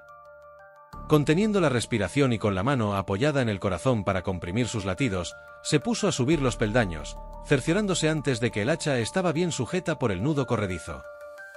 A cada minuto se paraba a escuchar, pero la escalera estaba completamente desierta y todas las puertas cerradas. En el segundo piso había un cuarto desalquilado, que estaba abierto, y en donde trabajaban algunos pintores, pero estos no vieron a Raskolnikov, que se detuvo un instante para reflexionar, y luego continuó subiendo. Mejor hubiera sido que no estuviesen, pero por encima de ellos, hay todavía 2 pisos. Llegó al cuarto piso sin encontrarse con nadie, y se halló ante la puerta de Elena Ivanovna, donde volvió a detenerse para reflexionar. El cuarto de enfrente estaba desocupado. En el tercero, la habitación situada precisamente por debajo de la vieja, se hallaba también vacía, según todas las apariencias. La tarjeta que antes había en la puerta no estaba, los inquilinos se habían ido. Raskolnikov se ahogaba. Vaciló un momento. ¿No sería mejor que me fuera? Pero sin responder a esa pregunta, se puso a escuchar. No oyó ningún ruido en casa de la vieja, en la escalera el mismo silencio. Después de haber estado escuchando largo rato, el joven echó una mirada en torno suyo y tentó nuevamente su hacha. No estaré demasiado pálido, pensó. ¿No se notará mi agitación? Esa mujer es muy desconfiada. Debiera esperar a que se calmase mi emoción. Pero, lejos de calmarse, eran cada vez más violentas las pulsaciones del corazón del joven. No pudo contenerse más, y extendiendo lentamente la mano hacia el cordón de la campanilla, tiró de él. Al cabo de medio minuto llamó de nuevo, con más fuerza. Ninguna respuesta. Llamar violentamente hubiera sido inútil y hasta imprudente. La vieja de seguro estaba en su casa, pero como era desconfiada, debía serlo más en este momento en que se encontraba sola. Raskolnikov conocía en parte las costumbres de Elena Ivanovna. De nuevo aplicó el oído a la puerta. Su excitación desarrollaba en él una agudeza particular de sensaciones, lo que en general es difícil de admitir, o en rigor el ruido era fácilmente perceptible. Sea como fuere, le pareció oír que una mano se apoyaba con precaución en la cerradura, escuchaba, esforzándose por disimular su presencia. No queriendo parecer que se ocultaba, el joven llamó por tercera vez pero suavemente para no denunciar su impaciencia. Aquel instante dejó a Raskolnikov un recuerdo imborrable. Cuando después pensaba en ello, no acertaba a explicarse cómo había podido desplegar tanta astucia precisamente en el momento en que su emoción era tal que le quitaba el uso de sus facultades intelectuales y físicas. Al cabo de un instante oyó que descorrían el cerrojo. Parte 7. Lo mismo que en su visita anterior, Raskolnikov vio entreabrirse la puerta lentamente y por la estrecha abertura dos ojos muy brillantes que se fijaban en él con expresión de desconfianza. Entonces le abandonó su sangre fría y cometió una falta que hubiera podido dar al traste con todo. Temiendo que Elena Ivanovna tuviese miedo de encontrarse sola con un visitante de aspecto poco tranquilizador, tiró de la puerta con violencia hacia sí para que la vieja no procurase cerrarla. La usurera no intentó siquiera hacerlo, pero no quitó la mano de la cerradura, de manera que faltó poco para que cayera de bruces en el descansillo, hacia donde se abría la puerta. Como Elena Ivanovna permanecía de pie en el umbral para no dejar el paso libre, el joven avanzó hacia ella. Aterrada la vieja dio un salto hacia atrás, pero no pudo pronunciar una palabra y miró a Raskolnikov abriendo los ojos desmesuradamente. «Buenas tardes, Elena Ivanovna», dijo él con el tono más natural que pudo, pero en vano trataba de fingir, su voz era entrecortada y temblorosa. «Traigo un objeto, pero entremos, para examinarlo hay que verlo a la luz». Y sin esperar a que se le dijera que pasase, penetró en la habitación. La vieja se le acercó vivamente, ya se le había desanudado la lengua. «Señor, ¿qué quiere usted? ¿Quién es usted? ¿Qué se le ofrece?» «Vamos, Elena Ivanovna, usted me conoce muy bien». «Raskolnikov, tenga usted paciencia. Vengo a empeñar esta alhaja de la que le hablé el otro día», y le alargó el paquete. Elena Ivanovna iba a examinarlo, cuando de repente cambió de idea, y levantando los ojos dirigió una mirada penetrante, irritada y desconfiada sobre aquel importuno que se le metía en casa con tan poca ceremonia. Raskolnikov hasta creyó advertir cierta especie de burla en los ojos de la vieja, como si ésta lo hubiese adivinado todo. Se daba cuenta el joven de que perdía la serenidad, de que tenía casi miedo, de que si aquella muda investigación se prolongaba medio minuto, iba, sin duda, a echar a correr. «¿Por qué me mira usted de ese modo, como si no me conociese?», dijo irritándose a su vez. «Si usted quiere eso, lo toma, si no, lo deja, iré a otra parte con ello, es inútil que me haga usted perder el tiempo». Se le escaparon estas palabras sin que las hubiera premeditado. El lenguaje resuelto del visitante tranquilizó a la usurera. «¿Qué prisa hay, Batuchka? ¿Qué es eso?», preguntó mirando el paquete. «Una cigarrera de plata, ya se lo dije a usted la otra tarde». La vieja extendió la mano. «Qué pálido está usted. ¿Está usted malo, Batuchka?» «Tengo fiebre», respondió con voz brusca. «¿Cómo no he de estar pálido? Cuando uno no tiene que comer», acabó de decir, no sin esfuerzo, «le abandonan las fuerzas de nuevo». La respuesta parecía verosímil. La vieja tomó el paquete. «¿Qué es esto?», preguntó por segunda vez, y tanteando el peso de la prenda, miró fijamente a su interlocutor. «Una petaca de plata, mírela usted. Cualquiera diría que no es plata. ¿Cómo la han atado?». En tanto que Elena Ivanovna hacía esfuerzos por desatar el hilo, se había aproximado a la luz. Todas las ventanas estaban cerradas, a pesar del calor sofocante que hacía. En esta posición daba la espalda a Raskolnikov, y durante algunos segundos no se ocupó en él. El joven se desabrochó el gabán y separó el hacha del nudo corredizo, pero sin sacarla todavía, se limitó a tenerla con la mano derecha debajo del sobretodo. Sentía una terrible debilidad en todos sus miembros. Comprendía que cada instante que pasaba su debilidad iba en aumento, temía que se le escapase el hacha de la mano, y le parecía que todo le daba vueltas en su derredor. «¿Pero qué hay aquí dentro?», gritó coléricamente Elena Ivanovna, e hizo un movimiento en dirección a Raskolnikov. No había tiempo que perder.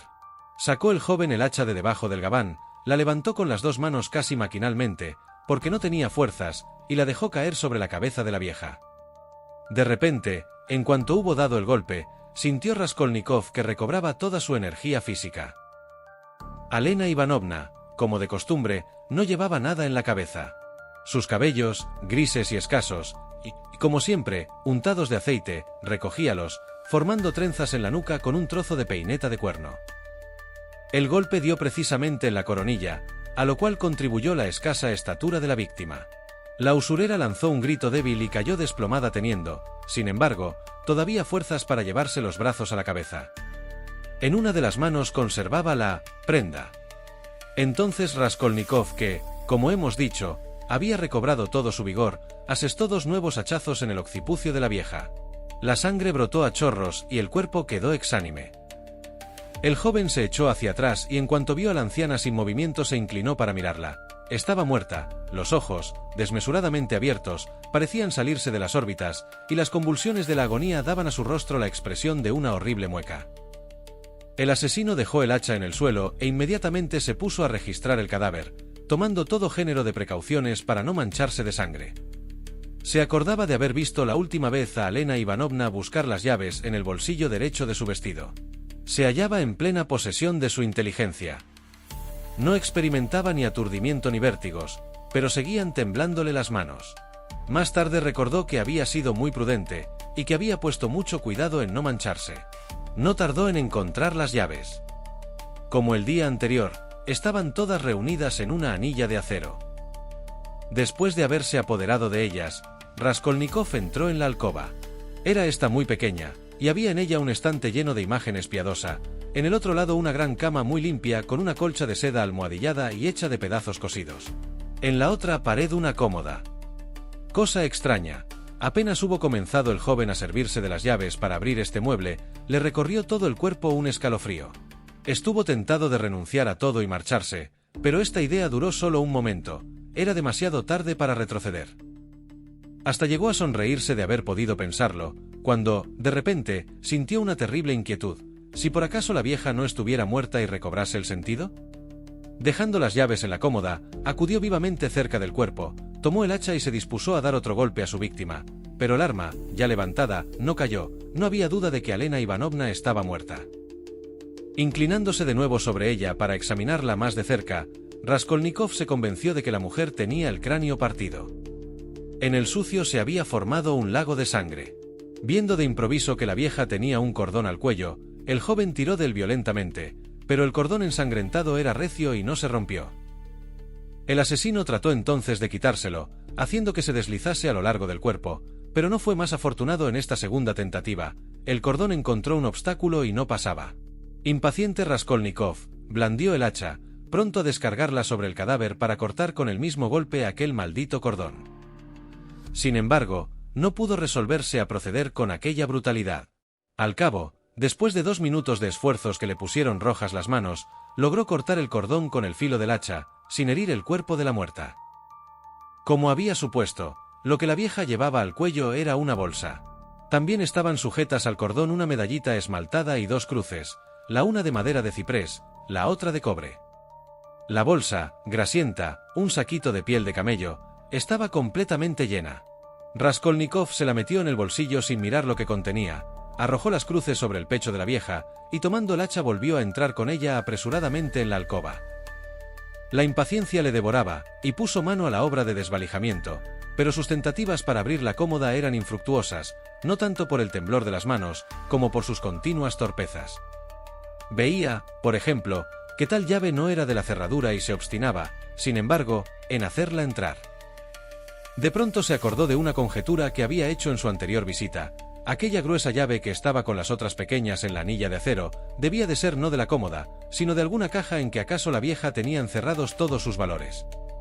Sin ocuparse más en la cómoda, miró bajo la cama, sabiendo que los viejos tienen la costumbre de ocultar en ese sitio sus tesoros. En efecto, había allí un cofre de poco más de 1 archina de largo y cubierto de cuero rojo. La llave dentellada entraba perfectamente en la cerradura. Cuando Raskolnikov levantó la tapa, vio colocado sobre un trapo blanco un abrigo forrado de piel de liebre con guarnición roja, debajo del abrigo una falda de seda y después un chal. El fondo parecía contener solamente trapos. El joven comenzó por secarse las manos ensangrentadas en la guarnición roja. Sobre lo rojo, la sangre se conocerá menos. De pronto pareció como que volvía en sí.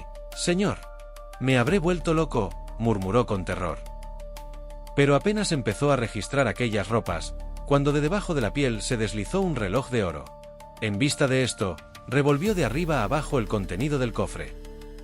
Entre los vestidos se hallaban objetos de oro, sin duda depositados como empeños, en manos de la usurera, brazaletes, cadenas, pendientes, alfileres de corbata, etc. los unos encerrados en sus estuches, los otros anudados con una cinta en un pedazo de periódico doblado en 2 partes. Raskolnikov no vaciló, metió mano a todas estas alhajas y se llenó los bolsillos del pantalón y del gabán sin abrir los estuches ni deshacer los paquetes, pero de pronto fue interrumpido en esta maniobra. En la habitación donde estaba la vieja sonaron pasos. Se detuvo helado de terror.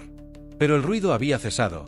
El joven empezaba a creer que había sido engañado por una alucinación de su oído, cuando de súbito percibió, distintamente, un ligero grito o más bien un gemido débil y entrecortado.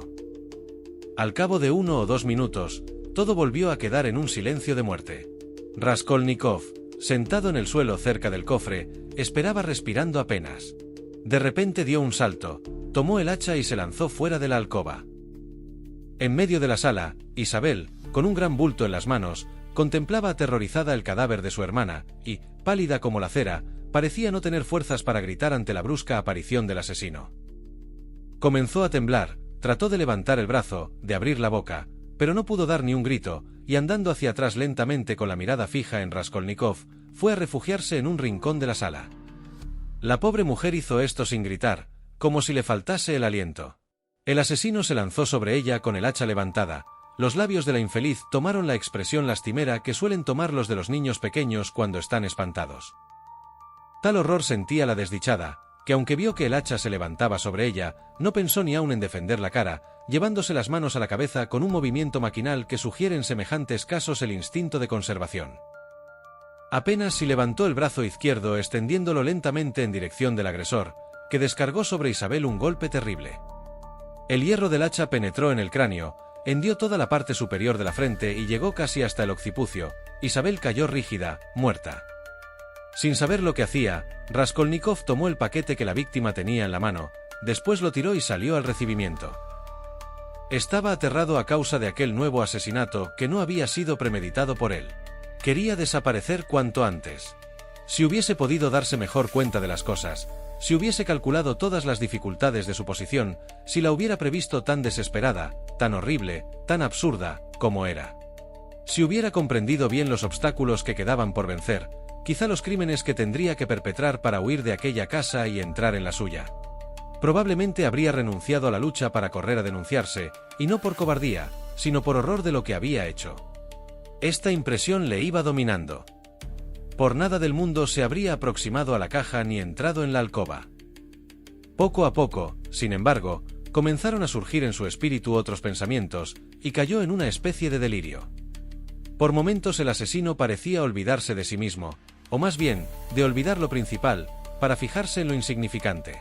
Una mirada dirigida a la cocina le hizo descubrir un cubo medio lleno de agua, y se le ocurrió lavarse las manos y limpiar el hacha. A causa de la sangre tenía pegajosas las manos. Después de haber metido el hierro del arma en el agua, tomó un pedazo de jabón que había en el poyo de la ventana y comenzó a refregarse las manos. Cuando se las hubo lavado, enjugó el hierro del hacha y enseguida empleó 3 minutos en jabonar el mango, para hacer desaparecer las salpicaduras de sangre. Después lo secó todo con un paño de cocina que estaba colgado en una cuerda. Hecho esto, se aproximó a la ventana, con objeto de examinar atenta y detenidamente el hacha. Las huellas acusadoras habían desaparecido, pero el mango estaba húmedo. Raskolnikov ocultó cuidadosamente el arma bajo su gabán, colocándola en el nudo corredizo. Después hizo una inspección minuciosa de sus vestidos con todo el cuidado que le permitía la débil luz que iluminaba la cocina. A primera vista el pantalón y el gabán no tenían nada de sospechoso, pero en los zapatos observó algunas manchas. El joven las limpió con un trapo humedecido en agua. No obstante, estas precauciones no le tranquilizaban más que a medias, porque veía mal y comprendía que podían pasarse inadvertidas algunas manchas. Permaneció irresoluto en medio de la sala bajo la influencia de un pensamiento sombrío y angustioso, el pensamiento de que se volvía loco, de que en aquel momento era incapaz de tomar una determinación ni de velar por su seguridad y de que su manera de proceder no era la que convenía en las circunstancias presentes. «Dios mío, debo irme enseguida», murmuró y se lanzó al recibimiento, en donde le esperaba un susto mayor de los que hasta entonces había experimentado. Se quedó inmóvil, no atreviéndose a dar crédito a sus ojos. La puerta del cuarto, la puerta exterior que daba al descansillo, la misma en que él había llamado hacía poco, por la cual había entrado, estaba abierta. Hasta este momento había permanecido entreabierta. ¿Acaso por precaución, la vieja, ni había dado vuelta a la llave ni echado el cerrojo? Pero Dios mío. El joven había visto enseguida a Isabel. ¿Cómo no se le ocurrió que la vendedora había entrado por la puerta? No había podido penetrar en el cuarto a través de la pared. Cerró la puerta y echó el cerrojo. Pero no es eso lo que debo hacer. Es menester partir, huir inmediatamente. Descorrió el cerrojo, y después de haber abierto la puerta, se puso a escuchar largo rato en la escalera. Abajo, probablemente en la puerta cochera, dos voces ruidosas se insultaban. Esperó pacientemente. Por último, callaron las voces. Los dos alborotadores se habían ido cada cual por su lado. Iba ya el joven a salir, cuando en el piso inferior se abrió con estrépito una puerta y alguien empezó a bajar tarareando una canción. ¿Qué les pasaba a esta gente para armar tanto ruido? Cerró de nuevo la puerta, esperando otra vez dentro del cuarto. Finalmente se restableció el silencio, pero en el instante en que Raskolnikov se disponía a bajar, percibió un nuevo rumor. Eran pasos todavía distantes, que resonaban en los primeros peldaños de la escalera. Sin embargo, en cuanto empezó a oírlos, adivinó la verdad. Vienen aquí, al cuarto piso, a casa de la vieja. ¿De dónde provenía aquel presentimiento? ¿Qué tenía de significativo el ruido de aquellos pasos? Eran pesados, regulares, y más bien lentos que ligeros. Ya él ha llegado al primer piso, se le oye cada vez mejor, resuella como un asmático, ya llega al tercer piso, aquí. Y Raskolnikov experimentó súbitamente una parálisis general, como ocurre en una pesadilla cuando uno se cree perseguido por varios enemigos. Están a punto de alcanzaros, os van a matar y os quedáis como clavados en el suelo imposibilitados de moveros. El desconocido comenzaba a subir el tramo del cuarto piso. Raskolnikov, a quien el espanto había tenido inmóvil en el descansillo, pudo, por último, sacudir su estupor y entrando apresuradamente en el cuarto cerró la puerta y corrió el cerrojo, teniendo cuidado de hacer el menor ruido posible. El instinto, más bien que el razonamiento, le guió en estas circunstancias. Armóse después del hacha, se arrimó a la puerta y se puso a escuchar, sin atreverse a esperar siquiera. Ya el visitante estaba en el descansillo. No había entre los dos hombres más que el espesor de una tabla. El desconocido se encontraba frente a frente de Raskolnikov en la situación en que éste se había encontrado respecto de la vieja. El visitante respiró varias veces con fatiga. Debe ser grueso y alto, pensó el joven, apretando con la mano el mango del hacha. Todo aquello parecía un sueño. Al cabo de un momento, el visitante dio un fuerte campanillazo. Creyó percibir cierto ruido en la sala. Durante algunos segundos escuchó atentamente, llamó después de nuevo, esperó todavía un poco, y de pronto, perdida la paciencia, se puso a sacudir la puerta con todas sus fuerzas. Raskolnikov contemplaba con terror el cerrojo que temblaba en su ajuste, temía verlo saltar de un momento a otro. Pensó sujetar el cerrojo con la mano, pero el hombre hubiera podido desconfiar. La cabeza comenzaba a írsele de nuevo. «Estoy perdido», se dijo. Sin embargo, recobró súbitamente ánimos, cuando el desconocido rompió el silencio. «Estarán durmiendo o las habrán estrangulado». «Malditas mujeres», murmuraba en voz baja el visitante. «Alena Ivanovna, vieja bruja. Isabel Ivanovna, belleza indescriptible. Abrí». Exasperado, llamó 10 veces seguidas todo lo más fuerte que pudo. Sin duda aquel hombre tenía confianza en la casa y dictaba en ella la ley. Así pensaba Raskolnikov cuando, de improviso, sonaron en la escalera pasos ligeros y rápidos. Era, sin duda, otro que subía al cuarto piso. El joven no se enteró al pronto de la llegada del recién venido. «Es posible que no haya nadie», dijo una voz sonora y alegre, dirigiéndose al primer visitante, que continuaba tirando de la campanilla. «Buenas tardes, Koch». Por el timbre de la voz comprendió Raskolnikov que era un jovenzuelo. «El demonio lo sabe, poco ha faltado para que haya saltado la cerradura», respondió Koch. «Pero usted, ¿cómo me conoce?» «Vaya una pregunta. ¿No le gané a usted anteayer en el Café Gambrinus 3 partidas seguidas de billar?» «¿De modo que no están?» «Es extraño, y además estúpido. ¿A dónde habrá ido la vieja? Tenía que hablarle». «Yo también». «¿De modo que no hay más remedio que marcharse? ¿Qué hacer?» «Y yo que venía a pedirle dinero prestado», exclamó el joven. «En efecto, no hay más remedio que marcharse. Pero no comprendo por qué no está la bruja en casa, habiéndome dado una cita. Pues hay una buena caminata de aquí a mi casa. ¿Y a dónde demonios habrá ido? Esta bruja no se mueve en todo el año. Puede decirse que echa raíces en su casa, tiene malas las piernas, y de repente se va de parranda. Podíamos preguntarle al portero. ¿Para qué? Toma. Para saber a dónde ha ido y cuándo volverá. Preguntar. Pero si no sale nunca, y tiró del cordón de la campanilla. Vaya, es inútil, hay que marcharse. Espere usted, gritó de repente el joven. Fíjese, vea usted cómo resiste la puerta cuando se tira de ella. ¿Y qué? Esto prueba que no está cerrada con llave, sino con cerrojo. Mire usted cómo suena. ¿Y qué? ¿Pero no comprende usted todavía? Eso prueba que una, por lo menos, está en casa. Si las dos hubieran salido, habrían cerrado la puerta por fuera con llave, y claro es que no hubieran podido echar el cerrojo por dentro. Repare usted el ruido que hace. Es evidente que para pasar el cerrojo tiene que estar en casa. ¿Comprende usted? De modo, que están dentro y no quieren abrir. Pues es verdad, exclamó Koch asombrado. ¿De manera que están ahí? Y se puso a sacudir furiosamente la puerta. No siga usted, dijo el joven, aquí pasa algo extraordinario.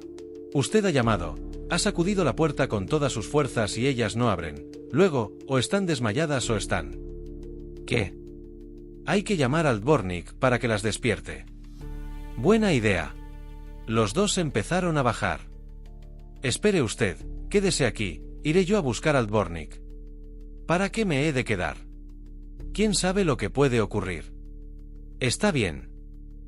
Verá usted, yo me dispongo a ser juez de instrucción. Aquí hay algo que no está claro, esto es evidente, evidentísimo. Y así diciendo el joven bajó de 4 en 4 los peldaños de la escalera. Cuando se quedó solo, Koch llamó otra vez, pero suavemente, después se puso con aire distraído a empujar el botón de la cerradura para cerciorarse de que la puerta estaba cerrada nada más que con cerrojo. Luego, resoplando como un fuelle, se bajó para mirar por el ojo de la llave, pero ésta estaba puesta por dentro, de modo que no pudo ver nada. En pie, del otro lado de la puerta, estaba Raskolnikov con el hacha en la mano y dispuesto a deshacer el cráneo al primero que osara asomar la cabeza. Más de una vez, oyendo a los dos curiosos hurgar en la puerta y concertarse entre sí, estuvo a punto de acabar de una vez y de interpelarlos, pero sin abrir. Por momentos sentía deseos de injuriarlos, de insultarlos, de abrir la puerta para hacerles entrar y matarlos a ambos. Mejor será que acabe cuanto antes, pensaba. ¿Qué diablo? No sube nadie, se dijo Koch, comenzando a perder la paciencia. ¿Qué diablo? Volvió a decir, y fastidiado de esperar abandonó su puesto para bajar en busca del joven. Poco a poco dejó de oírse el ruido de sus botas, que resonaban pesadamente en la escalera. ¿Qué hacer, Dios mío, qué hacer? Raskolnikov descorrió el cerrojo y entreabrió la puerta. Tranquilizado por el silencio que reinaba en la casa, y por otra parte, incapaz de reflexionar en aquel momento, salió, cerró detrás de sí lo mejor que pudo, y empezó a bajar la escalera. Había descendido ya muchos escalones, cuando se produjo abajo un gran estrépito. ¿Dónde ocultarse? No había medio de esconderse en ninguna parte, y volvió a subir apresuradamente. Pardiez, espera, aguarda. El que lanzaba estas voces acababa de salir de un cuarto situado en los pisos inferiores y bajaba a saltos gritando. «Mitka, Mitka, Mitka, el demonio se lleve a ese loco». La distancia no permitió oír más. El hombre que profería aquellas exclamaciones estaba ya lejos de la casa. El silencio se restableció, pero apenas había cesado esta alarma cuando le sucedió otra. Varios individuos que hablaban entre sí en voz alta, subían tumultuosamente la escalera. Eran 3 o 4. Raskolnikov reconoció la voz chillona del joven estudiante. «Son ellos», se dijo, y sin procurar ya escapar, se fue derechamente a su encuentro. «Ocurra lo que quiera», añadió. «Si me detienen, todo ha terminado, y si me dejan escapar, también, porque se acordarán de haberme visto en la escalera». Iba ya a reunirse con ellos, pues solo les separaba un piso, cuando de repente vio la salvación. A pocos escalones delante de él, a la derecha, había un cuarto desalquilado, completamente abierto, el mismo donde trabajaban los pintores, pero, como si lo hubieran hecho adrede, estos acababan de dejarlo. Eran, sin duda, los que un momento antes habían salido vociferando. Se veía que la pintura estaba todavía fresca. En medio de la sala habían dejado los obreros sus útiles, una cubeta, un cacharro con color y una brocha.